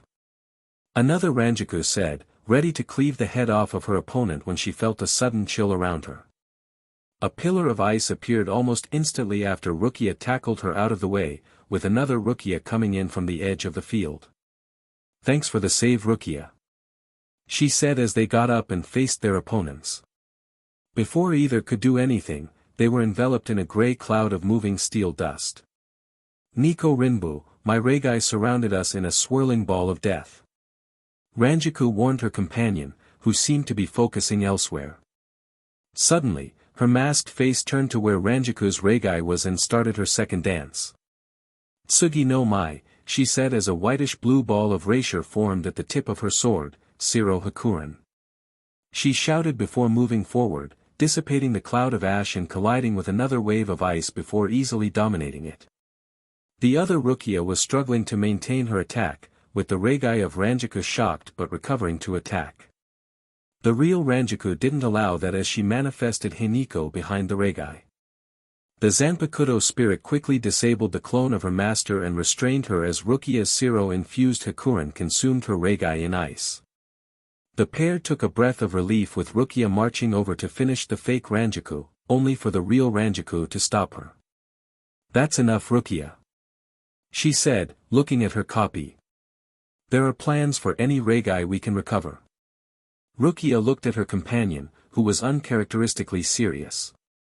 "You're planning a three-way with Ichigo consisting of you and your copy, aren't you?" she asked, earning a blush and giggle from Ranjiku. "Four-way actually. I had another me in the world of the living," she admitted, making Rukia sigh. "Pervert," she said. "DMN. Why didn't I think of that?" she thought. With Yamamoto. It was no longer a battle, it was evident that the old dragon had won the battle. While Isshin's and Jetsu flames gave him some protection, Yamamoto's fire was even stronger. Isshin was indeed a strong man, but Yamamoto was stronger. Everything that Isshin had to challenge the ancient dragon was proven futile in the face of the man that led the Shinigami. Getsuga Tensho. He roared, unleashing the wave of erasure at Yamamoto, and the dragon merely cut it in half. He tried flashing away, only for Yama to appear in front of him and punch him back into the ground. The Regai was groaning in pain as he forced himself back up. If he had anything that made him like Isshin, it was the stubbornness of the Shiba man. Unfortunately for him, with no need to hold back or be as careful, Yamamoto was just moments away from ending the fight. "This ends now," the dragon said in that gravely voice as he passed by the man, sheathing his blade. Before the Regai could protest, all features faded and it fell in two before crumbling to dust. In front of Yamamoto was a long gash in the ground that slowly formed. Perhaps using that Natajiri was going too far. He thought before turning his attention to Kagarosa, who had already managed to escape. That fool thinks he can escape. He gripped his Zanpakuto tightly before sensing an appearance of two Arrancar, turning to find a dark-skinned woman standing with a man with a Van Dyke beard. "Is Ichigo with you?" the female Arrancar asked, Yamamoto just now recognizing her as Halibel. "He is," he admitted, not revealing where. "And he is safe, despite Kagarosa's efforts. That man dared to attack me, Rei. How dare he?" the man said with shock before turning to rage. "I, Dordoni Alessandro del Sacaccio, will deliver judgment on him," he said before running off, already on the scent of Kagarosa. "I swear, that fool practically worships Ichigo," the shark said before bowing to Yamamoto. "Please keep our king safe. This is our burden now," she said before disappearing herself. Vizard fight. Rose was visiting Love, catching up on their manga, when the call came out. The captains pulled out their masks in preparation, with Regai of almost each member of their old Vizard group appearing. It was the two of them against a copy of themselves, Shinji, Kensei, Mashiro, Hiyori, and Lisa, outnumbering them 7-2. The exception was Hachijin, and the absence of the Kido master was not a good sign. Was he hiding somewhere, or doing a separate mission? There seemed to be no good possibility. "UJRKS, I was just getting to the good part," Love said, cracking his neck in preparation for the fight. The main character was finally about to find out which one was his promised girl. "You're reading Nisekoi, Love," Rose pointed out, unleashing his whip. There was going to be a cliffhanger instead. Just like always. The Regai summoned their Shirkai, except for Shinji who already had his out, and the two sides charged at each other. Before the two wizards could prepare their attacks, the world turned upside down and their enemies were getting further away. Or that's what it seemed, as they were soon cut, bashed, and blasted by their opponents, slamming against the ground. Shinji's inverted world technique. Love growled, the pair getting up as their regeneration healed them. That BSTRD did his homework, didn't he? He was about to say something else, but they had to raise their weapons to block an oncoming attack from the Regai Hiyori and Mashiro. Surprisingly, they succeeded in blocking the attacks, shocking both sides. Too bad they aren't as strong as us. They heard coming from above them as Shinji, Kensei, and Mashiro appeared, all wearing masks. I cancelled out their inversion with my own, Shinji explained while Kensei circled around the Regai and swung his blade about wildly. Let's finish this quickly. The rest nodded as a dome of razor air blade trapped the Regai. The wizards all raised their hands and charged their Zero blasts. Mashiro's was a kick, and Kensei got out of the way as the combined blast gouged the land and vaporized the Regai. I better make sure that didn't kill any civilians. Love said after seeing the carnage and leaving to do just that. The rest just stood about awkwardly. This seemed a little disappointing, hasn't it? Shinji earning a shrug from Rose. I guess it stands to reason that Regai can't use hollow erasure. He said, remembering just how new holofication studies are. Inside the Kido core. Maximum security storage. Two figures made their way through the forbidden section of the most dangerous area in Soul Society's relic storage. In here one would be able to find a wall lined with stone tablets, blocked by glowing Kido spell seals, each one holding a map to the location of an artifact deemed too dangerous to be left alone. However, one artifact was still in this room. The one these two came for, quite possibly the most dangerous one in the wrong hands. The Hogyoku, the target of the two as they stepped into the amber glow of the many Kido seals. There it is. The smaller figure said, revealing himself to be Tessai Tsukabashi. With that, Master Kagarosa's plans will no longer be restrained by the need for that stubborn girl. The Regai said as he and his partner, the Regai of Hachijin Ashoda, got closer to the seal before stopping a few feet from it. Commander Tessai. Hachi started as Tessai knelt down and waved his hand, revealing a complex seal on the ground. That's a powerful one. Many forbidden spells layered together. We were expecting this when we came down here. They wouldn't let something like that be unguarded. He said as the two got to undoing the seals. They got through one before their heads were trapped in transparent blue boxes that turned red and separated their heads from their necks, causing their bodies to crumble to dust. An orange door appeared as the real Hachi came out to recover the mod souls. Another two Hachi? Tessai asked, coming down with another pair of Regai of the Kido Masters. Smart of that guy to send two teams. How bad is the seal damaged? Just the first one, immobilization. The large man said as he got about to repairing the seal. Maybe we should leave a warning that this is for their safety. He said, turning to where the Hogyoku was locked away. The last person that got too close was devoured by that thing. With Kagarosa. DMN, DMN, DMN. The clone thought as he sped as fast as he could away from the monster that was Yamamoto. How could I have miscalculated so badly? He thought that the Godii relied on Ichigo too much and they grew weaker as a result. He thought that he correctly gauged the powers and abilities of the other Soul Reapers. He forgot that even though Ichigo did take much of the burden for almost every major conflict occurrence, the rest of the court guard squads made sure to train themselves as much as they could. He thought that they'd still fight with honor and pride. Soul Society was now in the mentality of win. Not graciously win, just win. They were out and ready to fight and kill any that disturbed what Yamamoto built with the original Godii. Going somewhere? Anciano. He heard before a white-clad leg slammed into his face. The moment he regained his footing, he found a short, hollowed blade at his neck. That is so rude, and we came all this way just to find you. Dordoni said, waving his hands about while shaking his head. Aaron Carr. We really have sunk so low as to recruit creatures like you. I figured they were joking. Kagarosa said, slightly turning before the blade pressed against his neck. Mod souls were deemed too inhumane or too dangerous, but mutating the soul with hollow erasure or gifting hollows with the powers of the Soul Reaper while my research was to be destroyed. He growled, glaring at the pair before quickly spinning his Raikou. Where's the justice or sense in that? He roared before escaping Halibel's captivity and gaining some distance from the two. Why did he have to suffer? He cried out, getting behind Dordoni and aimed to cut him from behind. Ola Azul. Halibel calmly called out as she fired an energy blade at Kagarosa. The Regai master managed to raise his blade to block, but that gave Dordoni plenty of time to counterattack.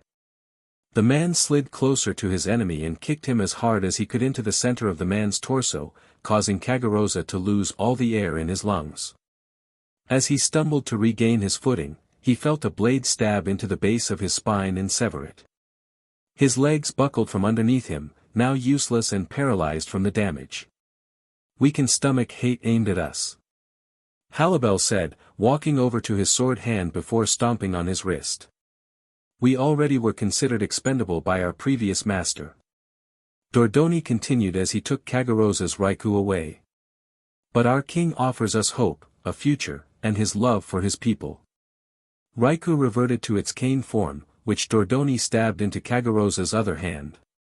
We Arrancar love our lord, love Ichigo, for giving us that. You insulted our king, Halibel resumed, wanted to threaten him at his most vulnerable. She and Dordoni gripped his arms and shattered his shoulders, ignoring his screams of pain as they did so. To us, that is punishable by death. But, lucky you, Kisuke Urahara convinced us to take you in alive. He and Mayuri have ideas. The mastermind behind the Regai could only whimper and tremble in fear and outrage as the Arrancar dragged him back to face judgment. Author's Rift. Ugh. I groaned, falling over after finally finishing the chapter. 11 freaking pages. This was such a pain. Last Kenpachi was looking over the chapter for any necessary fine-tuning. So many fights. Just the captains and those two Arrancar. LK said, scrolling through my writings. What about the others like? Who was that lieutenant with the silver or gray hair? Anohana's lieutenant? I asked, the description sounding somewhat familiar. I think. FKM. I waved. They won off-screen. Yes, even Ganju. I interrupted before he could ask. And the Spanish? Dordoni always referred to Ichigo as boy and young Nell as baby in Spanish. Kagarosa looks older, so he'd refer to him as an old man while Ichigo is called king. I explained my reasoning, earning a nod of agreement. Where did Dordoni come from? Remember last chapter? How the Trace Bestias went to get backup. He won the raffle. So where's Wacky Biscuit? Said he wanted to take a break. But he's also excited about the Ranjaku thing. Maybe I'll do a lemon with Halibel before that though. That'll make a lot of people happy. I'm just happy to be done with this. Cloned Aftermath. Mayuri's Playground.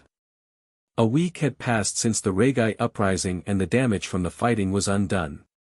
Peace and order had returned to the Siriidii and Rukon districts as everyone got back to what was really important, preparing for the Blood War. All capable fighters were working themselves to the bone to improve their skills. Renji was sparring with Byakuya to master his true Bankai, Ikaku and Yumachika sparred against Saraki, Rukia and Ranjaku starting working to attain their Bankai. All around the Godii had people either honing their skills or working to attain their final release. Despite the grim preparations, everyone was able to wear a smile on their faces for now. No one could hear the screams of agony as Mayuri drove needles into Kagarosa's skull. HNNNAS. The man screamed as his torment continued, the needle piercing through his skull like it wasn't there and into his brain, unable to move from Ashisoji Jizo's paralysis after they disabled Inaba's immunity to Mayuri's Zanpakuto and all the restraints to keep him in place. He figured he'd be imprisoned, executed, something other than this horrific torture at Mayuri's hands. "Stop being such a baby," Mayuri scolded as he finished inserting the 10th needle, all of which were attached to a computer that he went back to. "You'd think with all the tinkering you've done, you would have at least done some of your own neurosurgery on yourself." He clicked away at his computer, analyzing page after page of data as it came pouring in. What little the man could move was tensed up as electricity surged through him. "We would have gotten to this sooner, but the captains took forever to come to a decision." "What are you talking about?" Inaba asked, struggling through the pain while Mayuri continued to toy with him. "It would just be a simple matter of sentencing him to death for treason, no need to extend it." But then he remembered the core factor, the reason the Gotei has gotten more lenient on whatever may be useful. "So, it finally clicked, did it?" Mayuri asked, knowing the answer. "Yes, be glad. Your original self's aim to complete his research will be completed, Project Spearhead will be revived." He stepped away from the monitors to grab another of his needles. "Unfortunately, you will have to be put down." "Wait. I can help. I will help. This is Nnnya." He pleaded as Mayuri drove another one into his brain. "I can be of use," he panted out as Mayuri returned to the computer. "That's not necessary. Especially since your other half is far more trustworthy." The SDST smiled as the data flowed into his machine, finishing the retrieval of the Precipice World data. Now he could start with the Mod Soul and Regai data.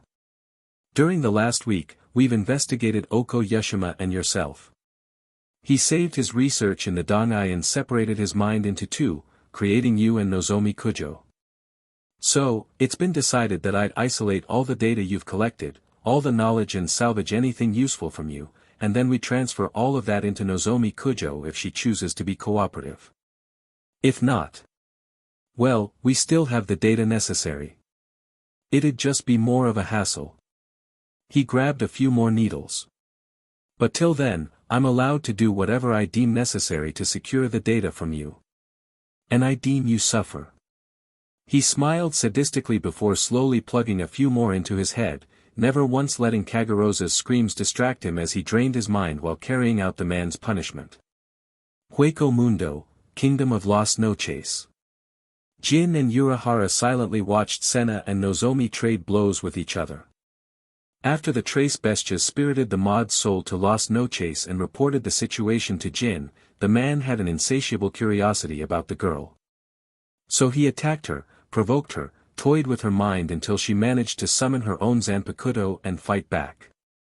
Since then, he's had her train with the Arankar in order to bring out more of her latent abilities. "You're half of a Shinigami," the fox remembered telling her as Senna shot a bolt of electricity at the verdette. "Your other half had a Shirkai, you most likely do as well. Show us the power you possess. Prove your worth."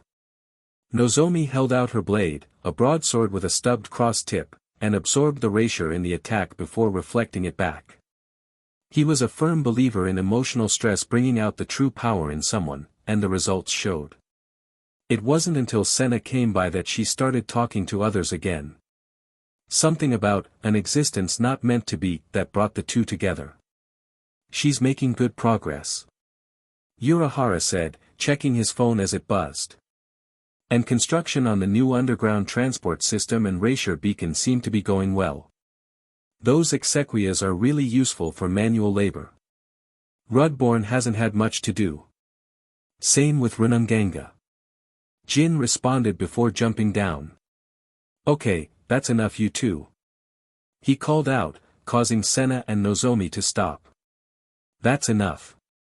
You're making good progress," he complimented as the two walked by, Nozomi making a point to stomp on his foot as she did. "I deserve that, I guess."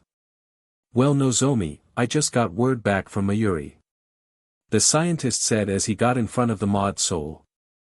Should you accept it, you will take over Kagerosa's old position in Squad 12 and continue Oko Yashima's work with Project Spearhead. I understand that you may have some reservations about this, so the choice is yours. Nozomi's expression did not change, but those eyes told him that her mind was working overtime. Complete my research. The words of her original self echoed in her heart and mind. All she wanted was to stop Kagerosa, to end his dark ambitions of revenge and conquest, but without him she had no more reason to run.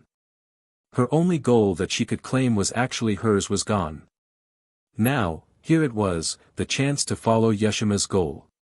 But it was presented to her as her own choice. Does she take it? Would doing so make it her own goal and not Yashima's? She looked over to Senna, who merely smiled at her with that carefree grin. Flashback. I do know what that's like. She said after Nozomi told her about how she came into being. I was originally the comprised memories of thousands of souls that got lost on their journey to the Soul Society. Sometimes, I would go from childhood to marriage to dying in my teens. From having a loving family to an abusive household. I couldn't tell who I was, aside from only two things. My choice to die and save the world from a dimensional collapse, and falling in love with my lieutenant at the time. So, what would you say? How do I know I'm making my own choices? She asked, getting a joy-filled smile in response. I just stopped thinking about that and did whatever. It's my life now, so why waste it worrying about such things? Flashback end. I guess I only have one option. Nozomi muttered before facing Urahara with a look of confidence. I may be the lighter half of Oko Yashima, but I am my own person.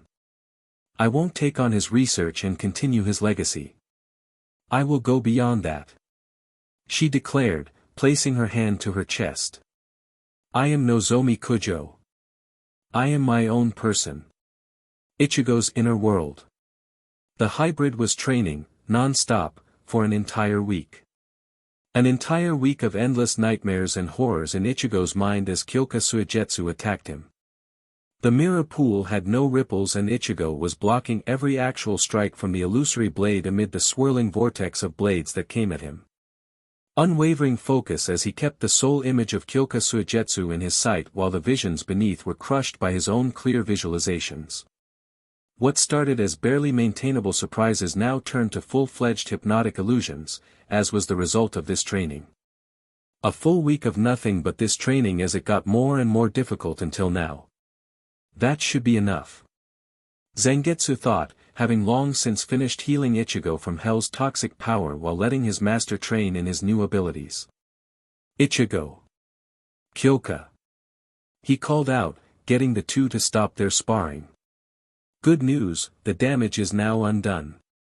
You can wake up whenever. The hybrid spirit informed his wielder. Ichigo himself looked to Kyoka, who gave a smile and a nod to let him know that it was okay.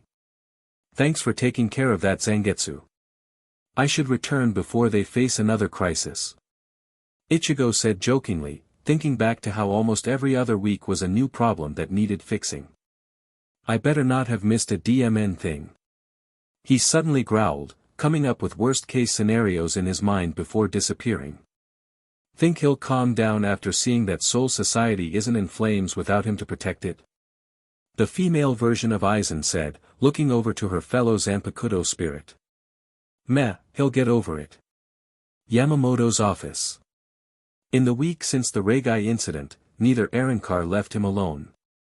One was always near him, standing vigilant for the sole purpose of protecting the one Yamamoto had in his care. Their still slumbering king. The longest either of them had been away was the woman Halibel, speaking with Mayuri about something and was gone for half a day. Now both stood behind him, eyes glued to the doors, windows, and Ichigo's stasis pod. Suddenly, that same pod began beeping wildly away, with Ruruka barging in shortly after. Give me Ichigo now. She shouted, sniffing up a small handful of dust. Remembering how her powers work, Yamamoto threw Ichigo's pod to her. She managed to catch it and opened it up, just an instant before sneezing. With that done, Ichigo was freed from the pod and grew to his full size, covering in spit and snot. "Thank you, Ruruka," Ichigo said, staying calm but clearly annoyed as he wiped his face. "I'll be sure to repay the favor." Ruruka blushed before running off. "I wonder what kind of plushie I should get," he thought, knowing the kind of thoughts he put into the Foolbringer's head. He then noticed the two Arrancar kneeling before him. "Dordoni, Halibel. Did I miss something?" "Just a minor inconvenience, Ichigo, nothing more," the old dragon said, choosing to keep the Regai matter as just that. "A minor inconvenience. When they heard that you were in a coma, they elected to come here and watch over you. I gave them permission to do so. Why should I deny them their service to their king?" Ichigo turned to the Arrancar, keeping their heads bowed as they waited their lord's word. "Thank you. Both of you," he said, reaching down to raise their heads and see his smiling face. "I am grateful for your concern and I shall be sure to reward you when next I'm in Hueco Mundo." They all rose to their feet as Ichigo opened a garganta. "Now, return to Las Noches and think about what you would like as a reward. So long as it's within my power, I shall grant it." The two bowed their heads as they departed. "Okay, master, what really Ichigo was about to say when instantly, Yamamoto's blade was inches from decapitating the hybrid.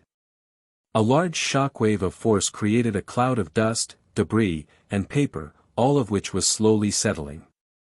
When it finally did, Yamamoto's blade was resting against Ichigo's sealed Zangetsu, and the boy's expression did not change in the slightest. The blade stopped, millimeters from clashing at full force. What really happened? Never dropped your guard for even a moment. Yamamoto thought approvingly as he sheathed his blade. What else is there to teach you, my pupil? Like I said, a minor inconvenience. Just some fool that thought that the Godii had grown weak, lazy, and vulnerable without you around. It was taken care of, don't worry about it. He went back to his desk, Ichigo cleaning his office as he did so. Why not head back home and spend some time with your family before going to Las Noches for the night? He said, giving Ichigo his leave to enjoy himself. Thank you, sensei. I think I will. Ichigo returned with a smile before flashing away. With nothing to do, Yamamoto went back to his paperwork. That boy seems to have mastered all you have to teach him, hasn't he? A familiar voice spoke out, making Yamamoto look up to see Ichigo Hyasub grinning down at him. Though, what he needs to learn next is not something you or I can teach. What do you have in mind, old friend? Genryusai asked the still grinning man. World of the living. For the first time in a long while, Ichigo had the chance to relax. First off, he went home to see his family, have a nice meal, and bid his goodbye to an old friend. He never got around to it, never had the time to do it. He had to save his sisters, defeat Aizen, stabilize his new rule in Hueco Mundo, go to hell, and recover from that trip. He can't even remember when he heard about Khan's death. After dinner he stayed in front of that small shrine, reflecting on his memories with Khan, thanking him for always looking after his sisters, and wishing that he could have had one more adventure. Maybe sneak him into the girls' locker room just once for his sake. But the perverted mod's soul is gone now, and Ichigo knew he'd never want another one. He also knew that he'd need a new one anyway. He was emotionally pained, not stupid. Goodbye, Khan. Wherever you are, I'm sure you're nestled in between a beautiful pair of BRSTs. Ichigo said, finishing his farewell. It's what you would have wanted. He got up, finding that Yuzu and Karen had stayed with him, watching over their brother to make sure he took the loss well enough. He sighed, smiling at the now sleeping duo as he picked them both up to carry to their bedroom. Once he laid them to rest, he saw flashes out of the window. Looking closer, he found that they were mainly centered around the front feld that Ichigo and Yuryu showed the spiriters. What the hell? He asked seconds before his phone began to buzz, with Yuryu calling him. He quickly left the room and answered. Ichigo, do you see those flashes at the front feld? The Quincy asked, getting an affirmative from his cousin. That's Morse code. Ichigo checked again and noticed that it was indeed quick flashes and long lights. The Sternritters are being watched. Yawatcha's got them under harsher scrutiny. Did you master that hypnosis skill yet? Yeah. Should we go? Ichigo asked, going Soul Reaper and grabbing Kyoka Suigetsu. Keep your Ryatsu suppressed and move fast. I'll meet you there. Yuryu said before hanging up. It took the pair barely a minute before reaching the area and scouted the area. It took some searching, but they found someone new among the group of Quincy, a man with chin-length black hair that was combed back with a strand hanging in front of his face. He wore baggy pants with a white t-shirt and brown jacket, sitting in the tree branches like he was about to take a nap as the spiriters sparred against each other. Ichigo kept an eye on him while Yuryu searched a little longer to confirm that there was no one else. Focus. Time it just right. Ichigo thought as he unsheathed Kyoka Suigetsu, watching the man and waiting for his chance. The moment the man's eyes shut, time slowed to a crawl for the hybrid. He launched himself to pass in front of the man, keeping the blade as visible as possible as he did so. The moment he was in front of him, the man's eyes opened. Shatter, Kyoka Suigetsu. Ichigo whispered quickly before vanishing from sight. The process measured in a millisecond, now to test the trap. The unknown man looked around, eyes passing by Ichigo and Yuryu a couple of times, as he searched. Everything okay, Isshin? Basby asked the man, stopping the training the Quincy were doing. Soon, the now-named Isshin swatted the air in front of him. Yeah. Just a mosquito. Continue. He said, leaning back and watching the group. Ichigo and Yuryu locked eyes and nodded. Isshin was under Ichigo's hypnosis. Yuryu went to meet with the Quincy while Ichigo kept an eye on Isshin, manipulating what he watched using what the man says. Soon, Yuryu signaled Ichigo that it was time to leave. Letting the illusion play in a way that wouldn't arouse suspicions, Ichigo left as the Quincy said they were done training. The cousins met up on the roof of Ichigo's home. BSTRD. Yuryu cursed as they landed, Isshin coming up to find out what happened. So, Yawatch wasted 200 Quincy lives in an effort to kill you after you defeated Aizen. Recognizing the losses, he's now sending out some of his forces to gather new soldiers. The lost, weary, and broken from all around the world that he'd infuse with his soul and empower. Bambietta predicts that they'd at least double in numbers as a result. Even if some couldn't be credible threats, they'd empower Yawatch when he recalls his soul from them. Well, it was only a matter of time before something like this happened. Isshin said, already planning his report. Aizen also planned on strengthening his army. I'm more surprised that it took Yawatch this long to announce it. We can increase our patrols around Japan, but I'm not sure about the rest of the world if he expands his reach. We'll have to think of something while we still have the time. Yuryu said as he continued with his report. As for that new guy, his name is Isshin Nak Luvar. Sternritter D and one of Yawatch Schutzstaffel, meaning one of his best is watching Basby and the others. Before they were walking on eggshells, now they're barefoot on broken glass. He said, emphasizing their precarious situation. They're stopping contact with us until they can be sure they be safe, from Yawatch and his assassins. This was only going to last for so long, we can't be upset about this.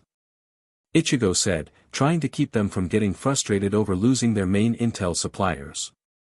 Instead, we need to focus on how to continue strengthening our own defenses for when the time comes. The two nodded in agreement, though decided to hold off on continuing this discussion for later. Give them some time to think things through and plan appropriately. As they left to get to bed, Ichigo stayed on the rooftop and gazed at the sky. This isn't going to be easy. But you are not going to win. He thought in defiance, steeling his resolve for the coming war. He was brought out of his thoughts when his phone buzzed again, this time from Yamamoto. Yes, sensei? Ichigo asked, only to get someone other than the captain commander. Ichigo, I have a proposition for you, lad. Ichibe Hyasube said to him. Las Noches, meeting room. Ichigo strode out through the halls of his palace, the latest conversation with the old monk and his master still playing in his mind. If he was going to do what they suggested, he needed to make sure things in Hueco Mundo would stay stabilized.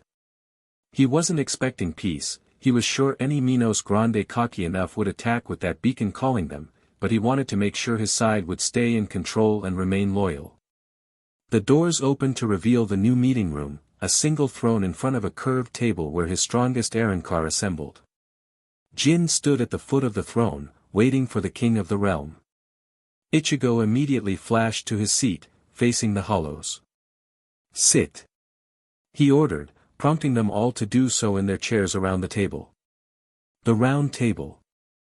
In Arthurian lore it was meant to be a symbol, a way of saying that the king and his knights were equal and none stood higher than the others.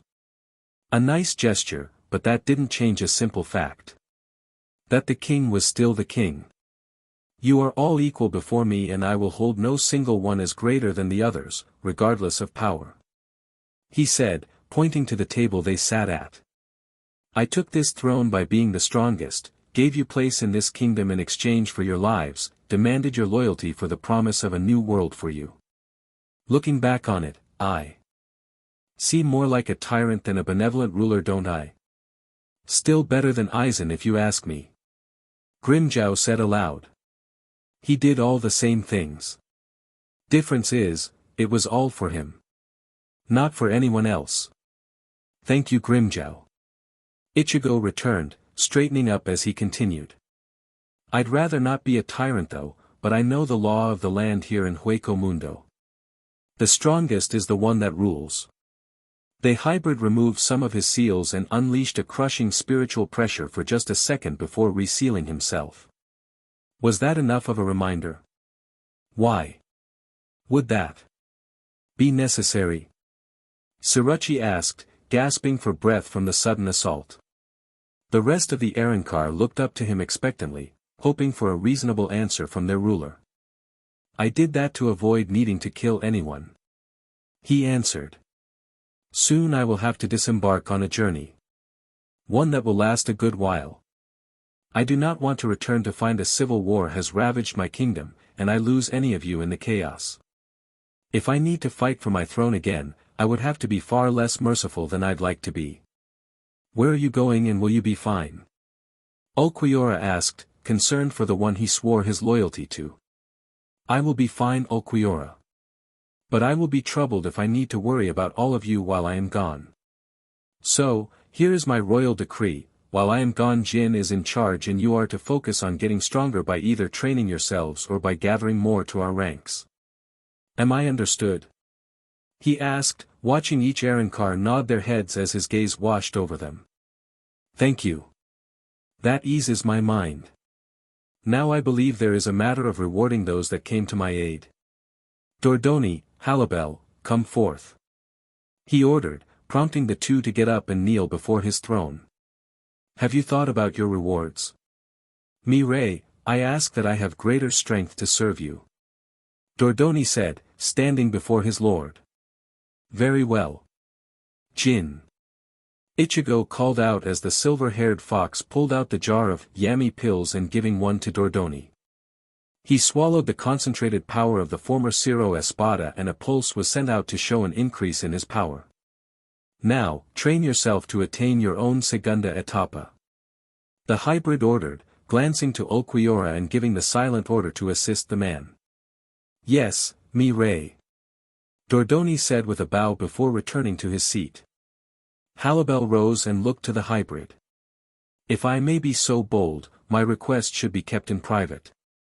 She said, Ichigo thinking he saw a faint blush on what he could see of her face not hidden by that collar. Please come to my palace later. Very well. You have your orders. Dismissed. Separation for training. With Ichigo. What's next on the agenda? Ichigo asked himself as he finished dressing and exited Halabel's palace, the shark following behind him. Should I check up on Stark? Spar with Grimjow? He came to a stop as Halabel's 3 fraction appeared before him. Is something the matter, girls? Jin says he needs you in the throne room. Mila Rose answered, stepping forward. All knights are appearing in attendance as well. Ichigo looked back to Halibel, thinking to what Ichibe told him about his future training. Fine. Is everyone there? He asked, getting a nod from the Amazonas. Excellent. Let's go. He said before flashing to the meeting room, Halibel and the Trace Bestias following behind. True to Mila's report, the room housed the many Arrancar of Las Noches. The moment he spotted Jin, he made his way toward the captain. What's the news? The head captain said to tell you that everything is ready, and to have a maximum of 2 days for yourself before you go. The silver-haired fox said. I have a feeling this should be an interesting journey for you. They wouldn't be doing this if it wasn't going to be productive. Ichigo returned, opening a garganta to the Soul Society. Halibel? Neliel? Want to come along? He asked the current 2 strongest female Arrancar. Yay! Field trip. Neliel cheered excitedly as she leaped into the portal, Halibel being silent as she followed. Ichigo turned back to the Arrancar, looking to their king expectantly. When I return, I plan to be a stronger and better person. Ichigo answered them. And I want you all to be the same. Stronger and better. All of Las Noches. I expect great things when I return. And with that, he joined Nell and Tia and shot towards Soul Society. The journey went by in a flash and soon they exited the emptiness of the void and into the realm of Soul Reapers. They landed in the courtyard of the Squad 1 meeting hall, where Ichigo was promptly punched in the face. What the hell is this, leaving to train, nonsense? Tatsuki demanded, rubbing her sore knuckles while Yuryu, Chad, and Orihime watched from a distance and tried to calm down the Arrancar. I thought the point of you being transferred to Yamamoto's squad was so he could oversee your training. Now you have to disappear for who knows how long for a different training. It's not like we're innocent, Tatsuki. Yuryu chimed in, being a voice of reason among the group. We're being assigned to travel the world and experience it for ourselves. Same thing. Yeah, but at least we can keep in touch. He's going completely off the grid.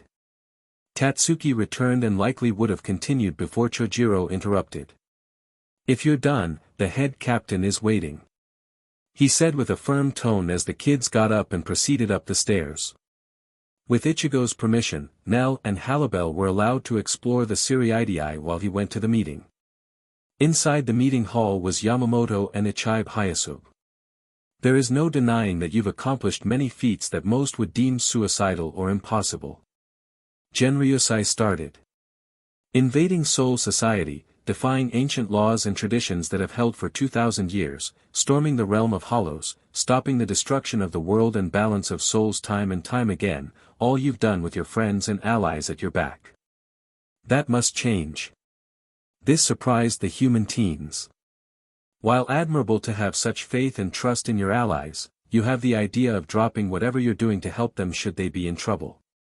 Ichibe continued. But what if you are in a situation where you can't afford distractions? Where you can't look back and help? Where you absolutely cannot interfere? The group looked to each other, knowing that they'd likely defy all that and charge in to save the lives of their allies. Shinigami are not meant to be heroes or judges, Yamamoto resumed, we are balancers. Meant to keep the flow of souls and reincarnation intact, lest reality collapses into ruin.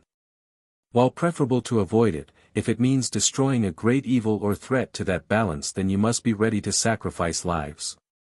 Your allies or your own. Yamamoto looked to Ichigo. My boy, you are ready to throw yourself into the eye of the storm because you know you are powerful. So strong that you believe that only you should be the sacrifice because you can prevent it. You must be put into a spot where you cannot involve yourself in the affairs of the living, only the matters of the dead. Ichigo wanted to protest that there was nothing wrong with what he's done, but recognized that he always threw himself into the fire.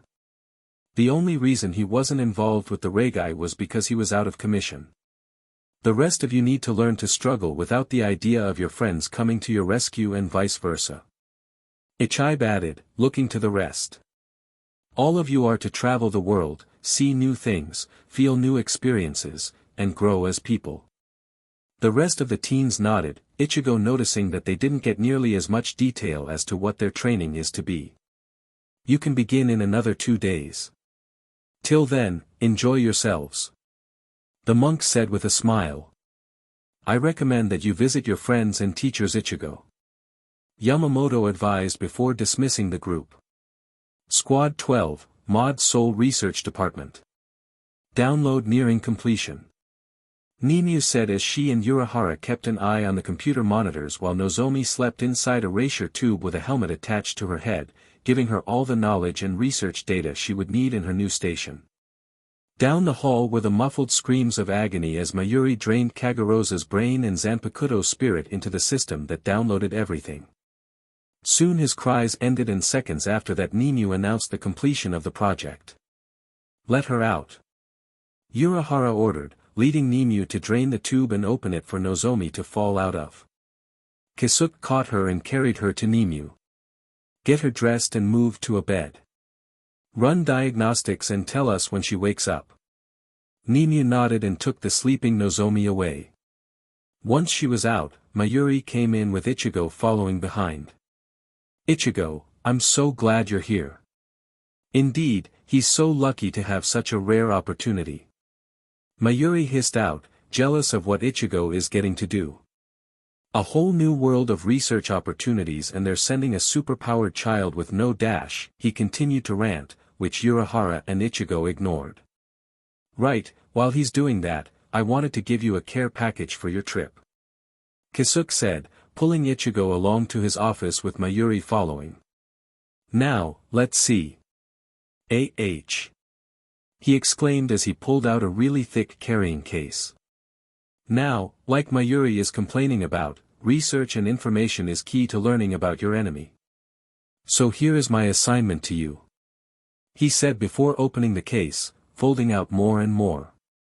Chemistry, dissection, engineering sets, computer for data storage and analysis, and a recorder for your thoughts. He held out a voice recorder the size of a pen, pushing the button and playing the message inside. I guess now is as good a time as any.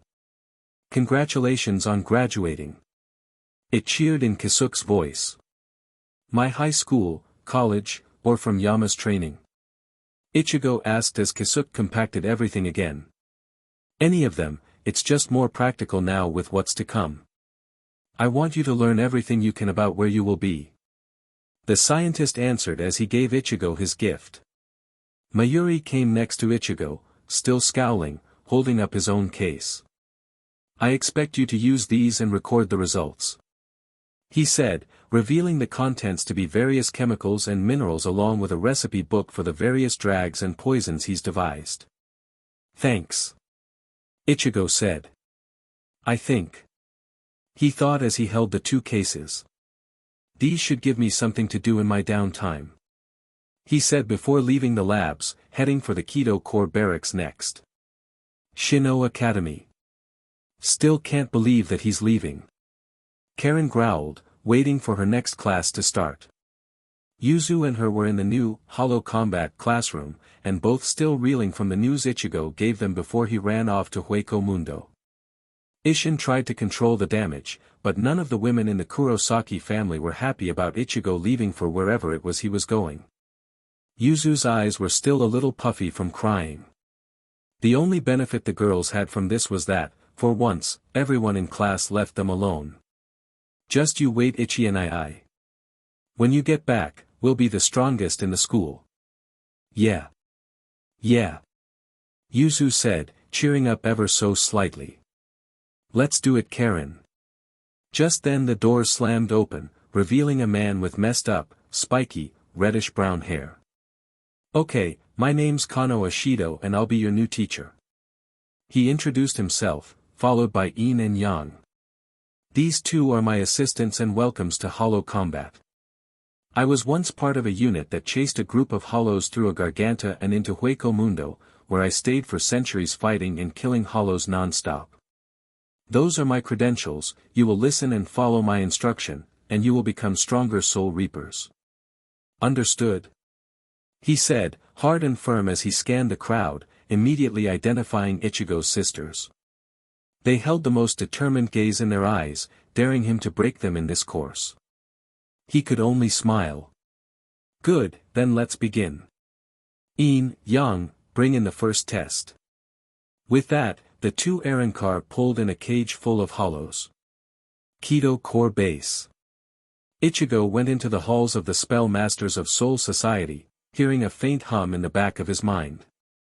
He was looking for Tensai and Hachi, but the calls of the Hogyoku was beginning to distract him, and before he realized it he found himself in the storage room where that sphere was locked away. It slept but still called to him, wishing to reunite with the one it was linked to. He was brought out of his trance by a tap on his shoulder from Tensai. It's enough that you have all the power that you do, Ichigo. The Kido master said. You don't need it for where you're going. Tell it to sleep. Ichigo nodded, refusing to rely on the sphere unless as a last resort.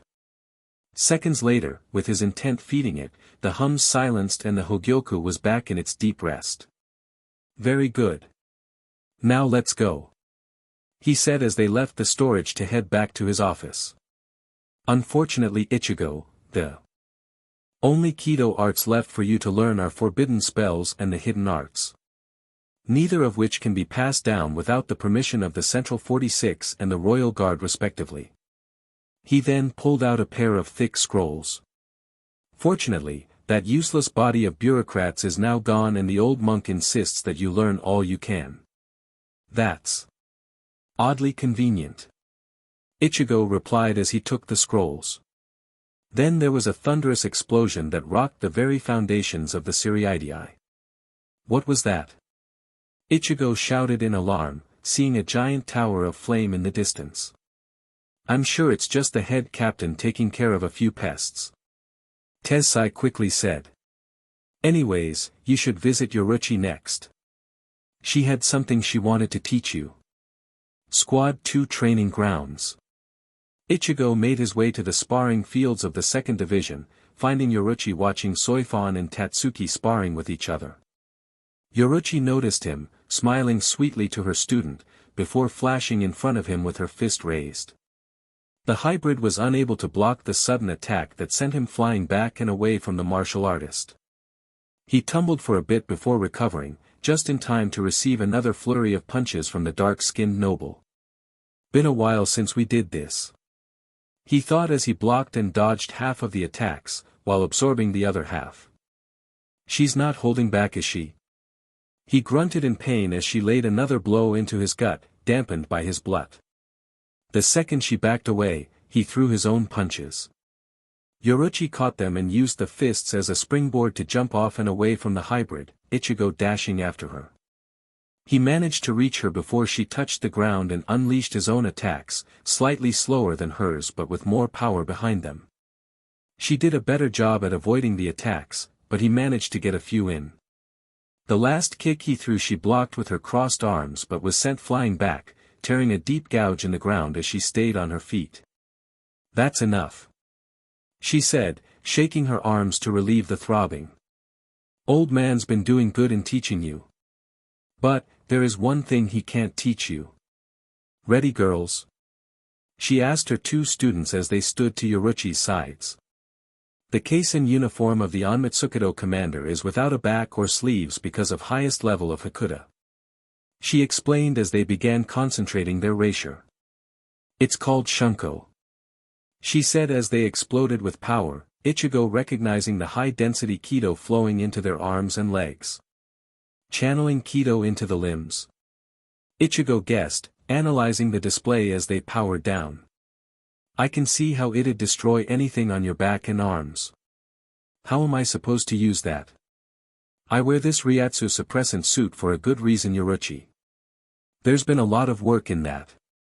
Soifon said, presenting him with a new suit and shihakusho. Kiryu Hikifune of the Zero Squad worked with Shutenmaru and Kisuke to weave a new fabric. Mixing the idea of Zaraki's seal, this will devour your erasure and clothe you. If it gets damaged, it will use your erasure to restore itself. Shunko is very powerful and very dangerous Ichigo.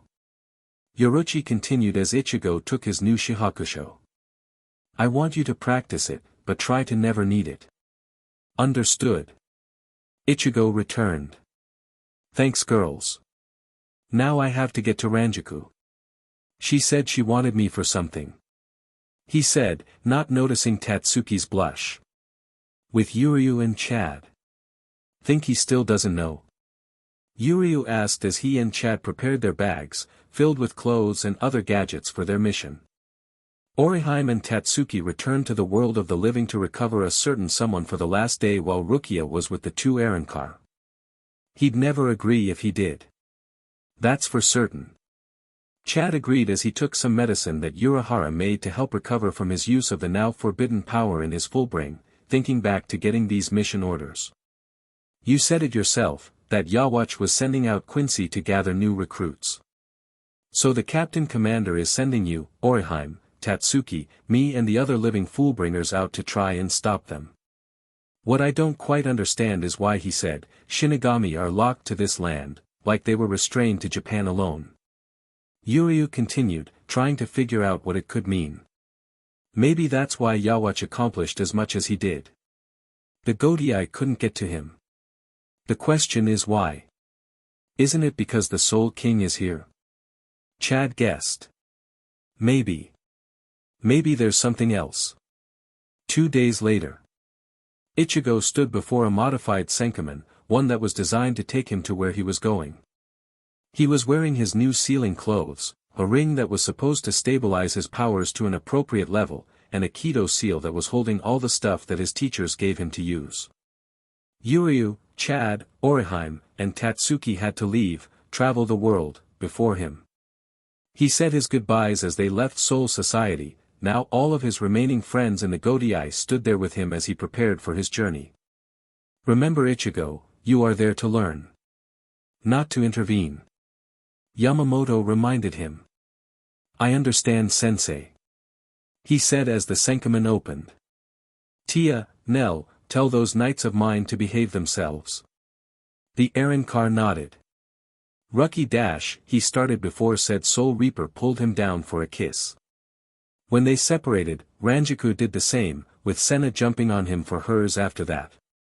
I'm so proud of that boy. Isshin said, earning a slap from Masaki. Take care of yourself son. I will. Ichigo said, dashing headfirst into the Senkaman. He felt ready for anything it could throw at him. Illustrated Guide to Soul Reapers. Pest Control.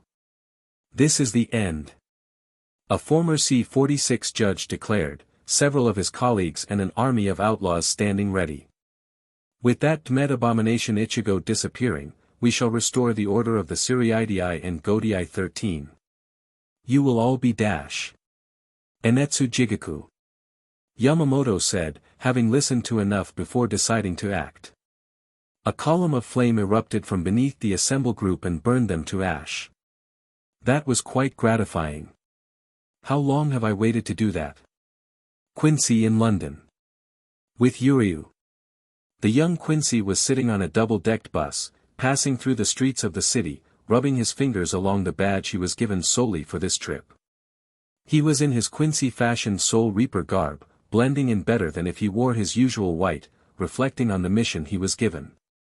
His friends were all around the world, searching for Quincy belonging to the Vandenrake, while he was told to go find any information he could in the only other likely place to have information on the enemy. The western branch of Soul Society, located in the hidden side of London. This close to his destination, he couldn't help but think back to when he was told about this. Flashback. Yuryu, you're going to London to look for any information on Yawatch in the western branch of Soul Society. Isshin told the Quincy, handing him a badge in the shape of a shield with SSMB on the face and a coin with the same shield emblem. Yamamoto sent them a message to expect your coming, but you should still be careful. Considering the mess that Yawatch's Quincy made, believe that you'll be walking on eggshells the entire time. He finished, finally giving Yuryu the chance to ask. Western branch of Soul Society. he asked, never hearing of multiple branches of the afterlife. It did make sense though, since the Soul Society he knew only covered Japan while mankind was all over the world. What do the Shinigami call themselves there? They're not actually Soul Reapers, Yuryu, and they don't really deal with the dead. Isshin said, confusing the archer. In these cases, Yuryu, they're closer to what the Quincy could have been had there not been such intense animosity between Shinigami and Quincy. They see that which is meant to be unseen and protect the normal living folk from the monsters. I personally haven't been there myself, but I've heard that you'll be dealing with witches, wizards, and dragons. Flashback end. This coin is supposed to get me to this reverse London place. Yuryu thought, now fiddling with the coin as he made his way to where he sensed a strong concentration of Reisha. It felt similar to a Senkaman gate, but there was also two more notable presences there. Were they the members of Reverse London, or were they dragons? Either way, he felt obligated to act and began running to his apparent destination. It was a run-down abandoned alley, the kind no one would spare a second glance down, with an enormous classic-style dragon with pitch-black scales digging its head in a hole where he heard two people screaming. So that's a dragon, Yuryu said, analyzing the beast. Not exactly at a Minos level, but I should still be careful. Pull through this Osushi, because I'll definitely protect you. He heard one of the people yell out as he grabbed a seal Schneider. In an instant, he formed a blade and charged toward the serpent. The blade easily cut through the scales and flesh of the beast, causing it to cry out in pain. When he did that, a column of light rings appeared behind the dragon, with two girls in school uniforms coming out of it. There it is. The dark dragon. One of them yelled out, a girl with blonde pigtails. With her was another girl with long black hair that seemed completely disinterested. Both were riding smaller creatures that seemed like dragon-modeled kites. Hey, what's that down there? The blonde girl asked as the dragon swiped its tail at Yuryu, forcing him to jump back. Is that a dash? Noelle. Show me your panties. The dragon roared out, surprising everyone. Yuryu was still processing what the dragon roared out when the girl, Noelle. He thought, starting calling out for someone named Balgo. Noelle is flying. One of the guys, dirty blonde hair with a dark hoodie and pants holding a small dog, cried out while his buddy looked on in shock. He wasn't the interesting one, that would be the other guy. A stocky man with curly black hair, and a pitch-black spirit ribbon when Yuryu looked at it. Forget this. Balgo, let's get out of here. The stocky guy yelled out as he turned and ran. This is getting crazy. The blonde witch started flying toward the fleeing man. Stop. I think that's Dash. Wait, Ninei, the tracker says there are two Dash. Yuryu and the other witch called out, just as the human's head burst into some weird spiral maw, with Ninei in the middle of its mouth. The witch barely managed to get out of the new dragon's mouth, getting a badly broken arm in the process. I thought I could split you all up and pick you off one by one. The human form peeled off like a reptile exploding out of its skin, revealing an amorphous beast with a cone-shaped head that unwound like a screw. The dragon turned its attention to Yuryu. You don't smell like a wizard. What are you? The panty dragon behind Yuryu soon exploded as the other witch got next to Yuryu. That's what I want to know too, she said, holding up some odd-looking flintlock pistol at the dragon. He's a Quincy Noelle. Ninei accused, shocking the black-haired witch.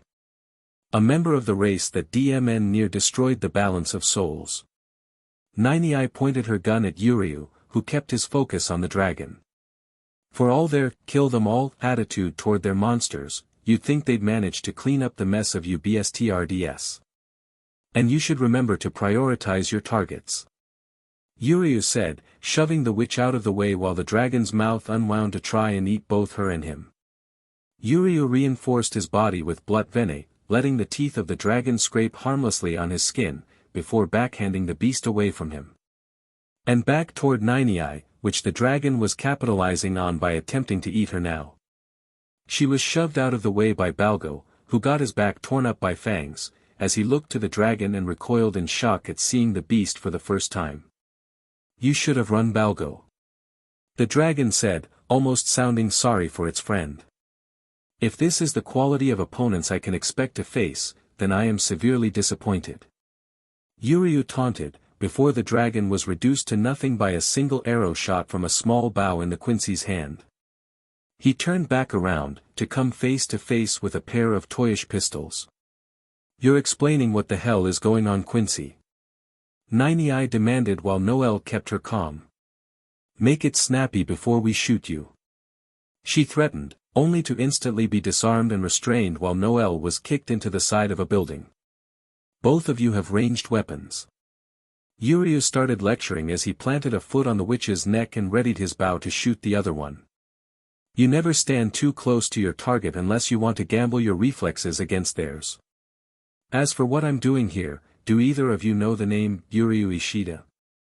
he asked, getting no answer from either witch. Suddenly Noelle's phone started going off, playing a Dragon Ball theme, and she looked to the Quincy. Yuryu nodded and she answered her phone. "Chief, we have a situation here," she immediately said into her phone, uncaring about the Quincy aiming his bow at her. "Does it involve a Quincy?" A man's voice responded back, surprising the witch. "I just heard about it myself and I still can't believe the news. Ask him for identification." Noelle looked back to Yuryu. "Do you have an ID?" she asked, surprising the other witch under Yuryu's heel. Without releasing his bow, Yuryu dug out the badge he was given specifically for this mission and tossed it to Stoic Witch. She caught it and began reading off the information. "Soul Society, Main Branch, Yuryu Ishida. Squad 15 Lieutenant. How the hell is a Quincy a member of that ghost club?" Nine demanded. "And there's only 13 squads. Soul Society has undergone some changes in the last year." Yuryu answered, removing his foot and helping the girl up, also ignoring her indignant cries as he quickly reset her arms so the bones would be back in their proper place. He began walking to Noelle, who put her phone on speaker. "Do you know why I'm here?" "Can't say that I do, this is the first anyone here has heard from that Soul Society in centuries," the man responded. "I only heard we were expecting a high-ranking member of the Godii to visit.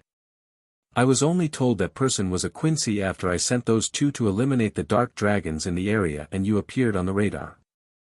Well, the Godii has been undergoing several reforms over the past year." Yuryu started to explain. "All because the Quincy Emperor is still alive and the war is coming back." A terrified silence washed over everyone. Except for Balgo, who had no idea what was happening. "I'm here because the Captain Commander thinks that the West Branch has some information that might prove useful." "Why would a Quincy turn against his own kind?" the blonde witch asked, glaring at Yuryu. "Because even I know the kind of monster Yawatch is and want to stop him," the Quincy answered.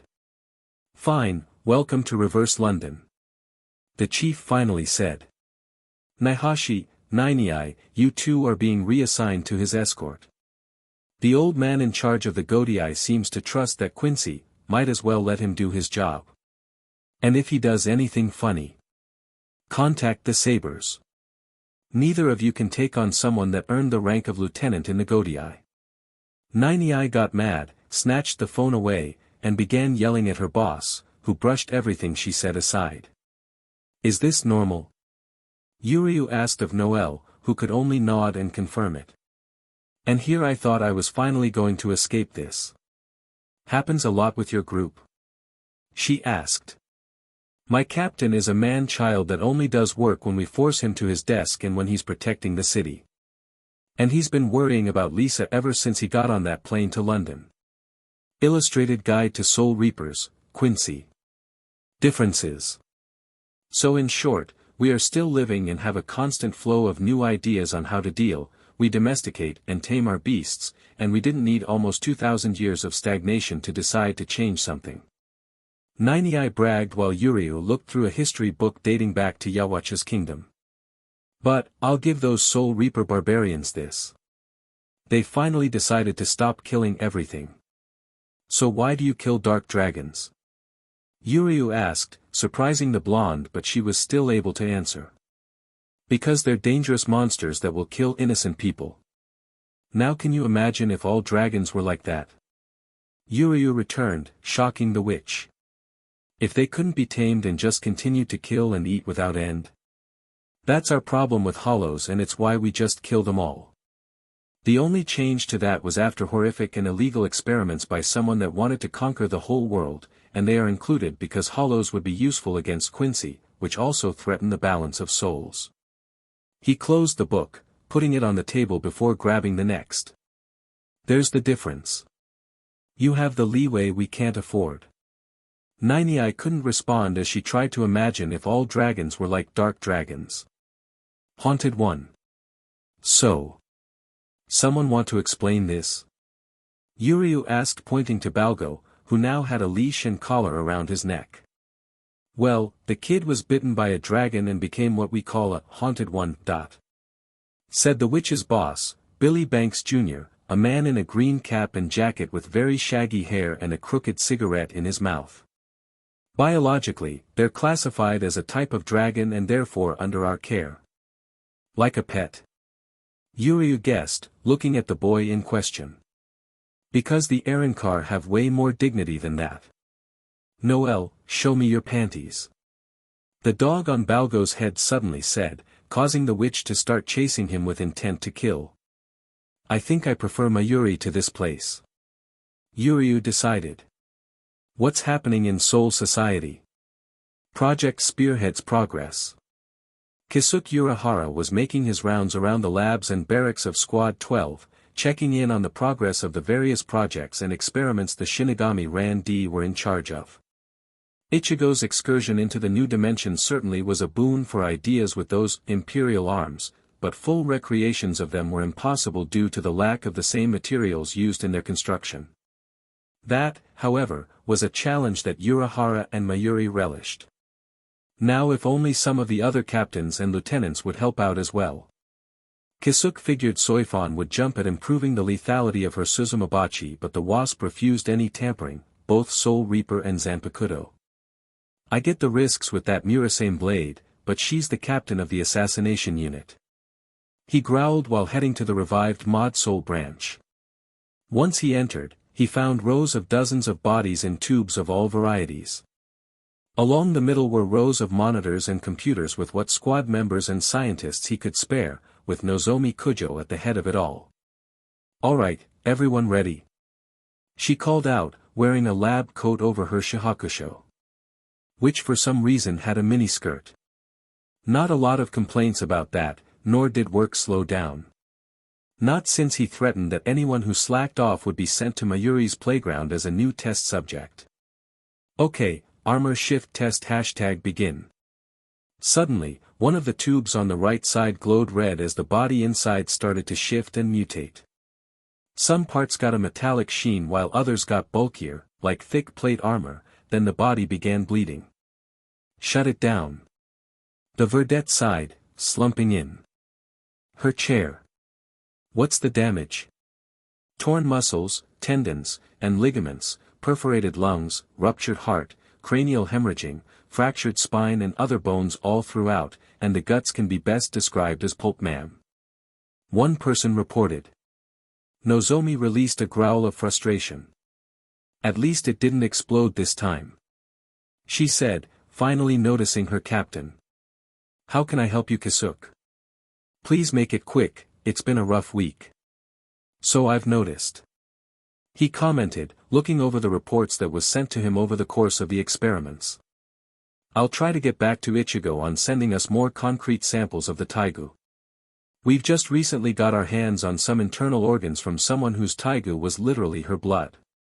Mayuri is experimenting with it now and I'll send Ichigo some jigai as recompense. He did mention that he's got some recruits finally. Just then, a loud crash and metal tearing sounded out throughout the base, followed by several pained cries. And one joyous success. Ahahaha. Mayuri sang. For reasons most of the squad could only guess. Did you finish that one for the errand car? It's in the back, sir.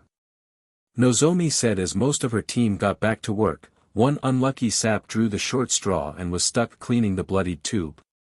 Government change of Soul Society. Ugh. This is so boring.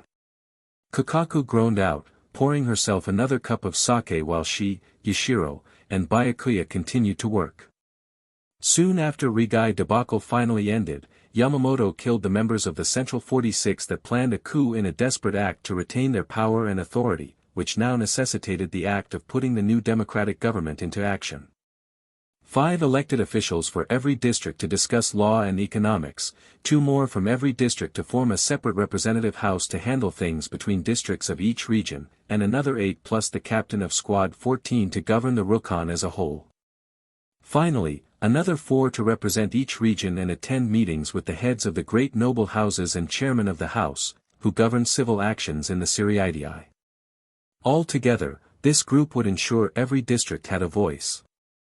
For the judicial side, 1 judge per district, 5 per region, and 9 for the Siriidii, all elected by the people for the Rokon and appointed by votes of the Godii for the Siriidii. So why were these 3 great noble heads meeting? Found another crime lord. Yashiro announced, holding up a report from the Onmitsukido. The reason for this meeting was to plan the future elections and eventual first meeting of the new government, and as one should expect there were a few shady characters looking to get more power and authority. Drag trafficking, child abuse, unethical workplace, the usual. Yamamoto ordered them to ensure only clean record and sound character officials could be elected to their respective position, advised by the Siriidii judges on the current laws, or as close as they can get. I forget, are BRTHLS illegal? Only if they discriminate gender, ignore employee consent, offer no healthcare or birth control, and have substandard work-living conditions. Byakuya droned out. As distasteful as I find such establishments, we must take it slow to fully civilize the Soul Society. Gladiator arenas. Given a pass as killing and crippling is forbidden and considered good training to get into one of the Shinigami starter schools around the Rokon. Kakaku answered, chugging her sake from the bottle as they barely make a dent in the paperwork. We're gonna die in here, aren't we? Kenpachi versus Kenpachi. It's been a while since he was down here, dropping into the final dark level of the Muken prison cell. The endless expanse of dark oblivion where only few were ever permitted, either by imprisonment or to train without restraint. The last time he was here was for neither of these reasons, but to enjoy his time with his predecessor and now wife, Yachiru Retsu Unohana. Now he's back, not for imprisonment or training, but for an execution. To kill the only man still imprisoned in the Muken. You can show yourself at any time. Zaraki called out into the darkness. The only way out of here is through me. He pulled out a tag before placing it on the elevator, immediately wrapping it in burning rapier reminiscent of Ichigo's own rapier. And you'll have to kill me to get out. Soon he heard footsteps that revealed their master as a man that was more slim than Byakuya Kachiki. He was close to a foot shorter than Zaraki and looked more like a member of royalty rather than the captain of Squad 11, with a long ponytail and framing bangs of dark purple hair. So, you're the 8th Kenpachi. Soya Azashiro, Kenpachi Zaraki. The man answered. Kenpachi Azashiro, the 8th holder of the title Kenpachi, sealed away in the Muken after staging a coup, and it took the entire royal guard at the time to best him and lock him away. This was 1,000 years ago, his Zanpakuto was never found and he still looked as healthy as the day before his revolt. So what brings a brute like yourself down here again? He asked, looking down on the savage while planning an attack. Are you here to offer me a chance at freedom if I choose to fight with Soul Society against the Quincy? That's certainly one option I'm here to give. Zaraki stated, not at all surprised with the knowledge the prisoner displayed. The other is that I execute you. So why don't you do us both a favor and submit? The prisoner sighed and shook his head. I have been listening and watching, but do you really expect me to just bow my head to a child? He asked, thinking back to his shock when Yamamoto named Ichigo his intended successor. I have sensed his power, but I refuse to acknowledge a brat like him as my better. If you make me the head captain of the Godii, I might consider it. Zaraki nodded his head. I understand. He said before unsheathing his blade and dashing at the former Kenpachi, slamming his blade down and creating a thunderous earth-shaking crash. I said this was going to be an execution anyway. As Ashiro flashed back and Zaraki felt something move across his chest. Did you just try to cut me? He asked, seeing the former Kenpachi look on in shock. If you did, then it was weak. This is a cut. He said as he held his Zanpakuto in both hands and swung his blade, stopping just shy of striking the ground. There was an explosion of force and air, creating a notable dust storm in the prison cell, and an air blade that barely missed Ashiro. The prisoner looked on in shock at the display of power as the air around Zaraki burned with his Ryatsu, giving the impression of a burning skull behind him. Come on. You once held the title of Kenpachi. Make this entertaining. He ordered, smiling savagely at his opponent. What is he? Ashiro thought as fear crept back up into his being, a feeling he thought he had long since disposed of. Mozo. He said, creating hundreds of mouths and hands around them with each one chanting the incantation of a high-level Heido and creating a black box around Zaraki. Heido number 90, Kurohitsuji. He finished before the Kido exploded, revealing an unscathed Zaraki. That child's spells have more punch to them than that did. The Kenpachi said, flicking his sword after destroying those Heido with a single swing. Is that really all you've got? He demanded, the former Kenpachi racking his brain trying to come up with something that could actually hurt the monster before him. What a disappointment. He said, resting his blade on his shoulder. If you won't bring out your Zanpakuto, I'll force you to. Drink, Noza dash, he started before feeling something against his tongue before Ashiro cried out in pain. Oh. I get it now. When you told the Central 46 that you've already shown your Zanpakuto, you meant it was still active. Everything around you is your Zanpakuto. That is the power of my Yoryu Zakuro. Ashiro admitted. With it, I can merge with anything, turn anything into my blade or my shield, use as many Kido as I want at the same time. I'm not just merged with the air and the Mukin, I'm merged with the whole of Soul Society. And despite all that power, you've never escaped or even hurt me. Guess there are limits to what you can do after all. Zaraki taunted, earning a glare from the former Kenpachi.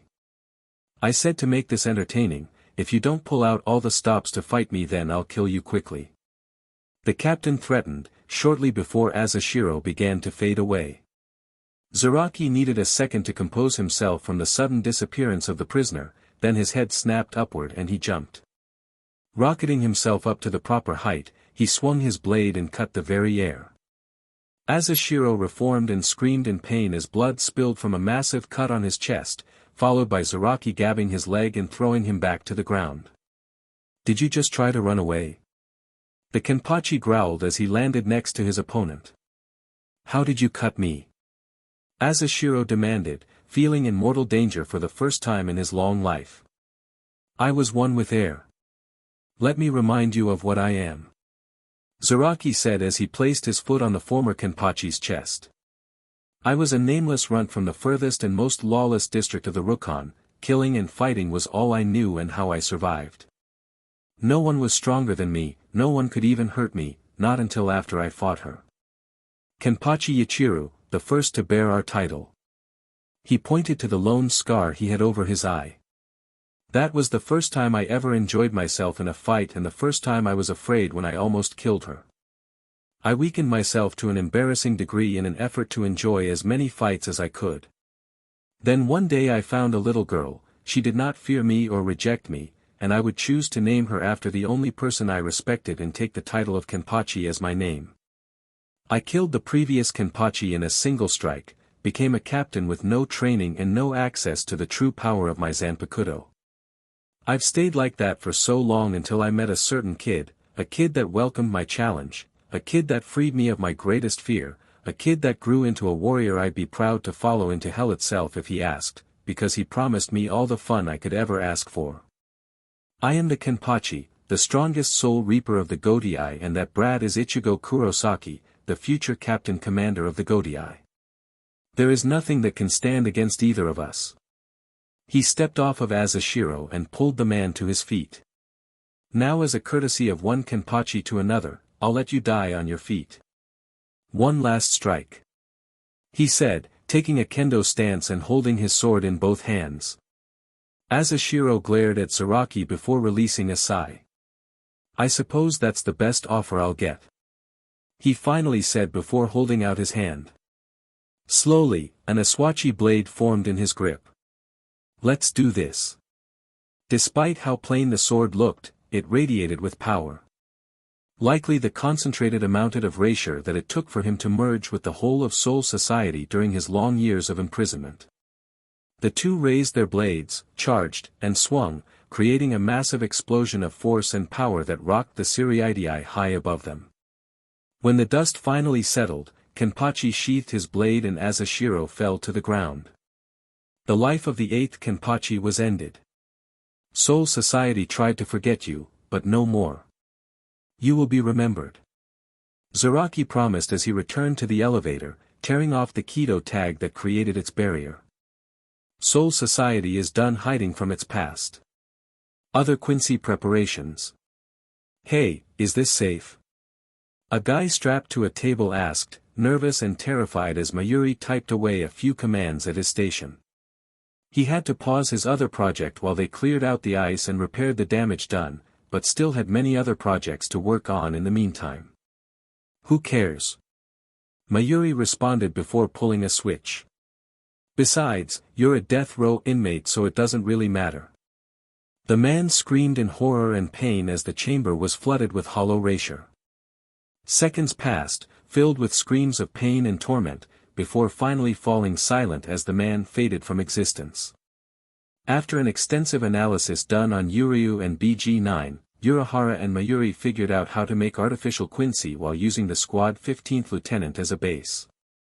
The experiment was multipurpose in testing an idea as a countermeasure against the Quincy of the Vandenrake. Effectiveness against the Quincy, the effects it would have on other souls and Shinigami, the effects on Arrancar, and how Ichigo's own erasure would affect the experiment. If the results were as Mayuri and Kisuke predict, they'd either get asset denial or potentially boost Ichigo's powers as a result. No question that what they were doing was one of the most vile war crimes, but Yawatch was not known for his humanity. The old guard of the Godai were ruthless for a reason. Next one is ready, Master Mayuri, Nimue said, sounding more monotone than usual.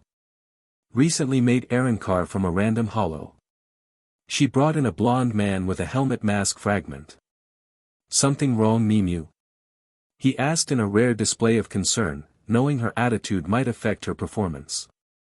I miss SEC with my boyfriend, she said, making Mayuri sigh in connivence with his very unethical experiments.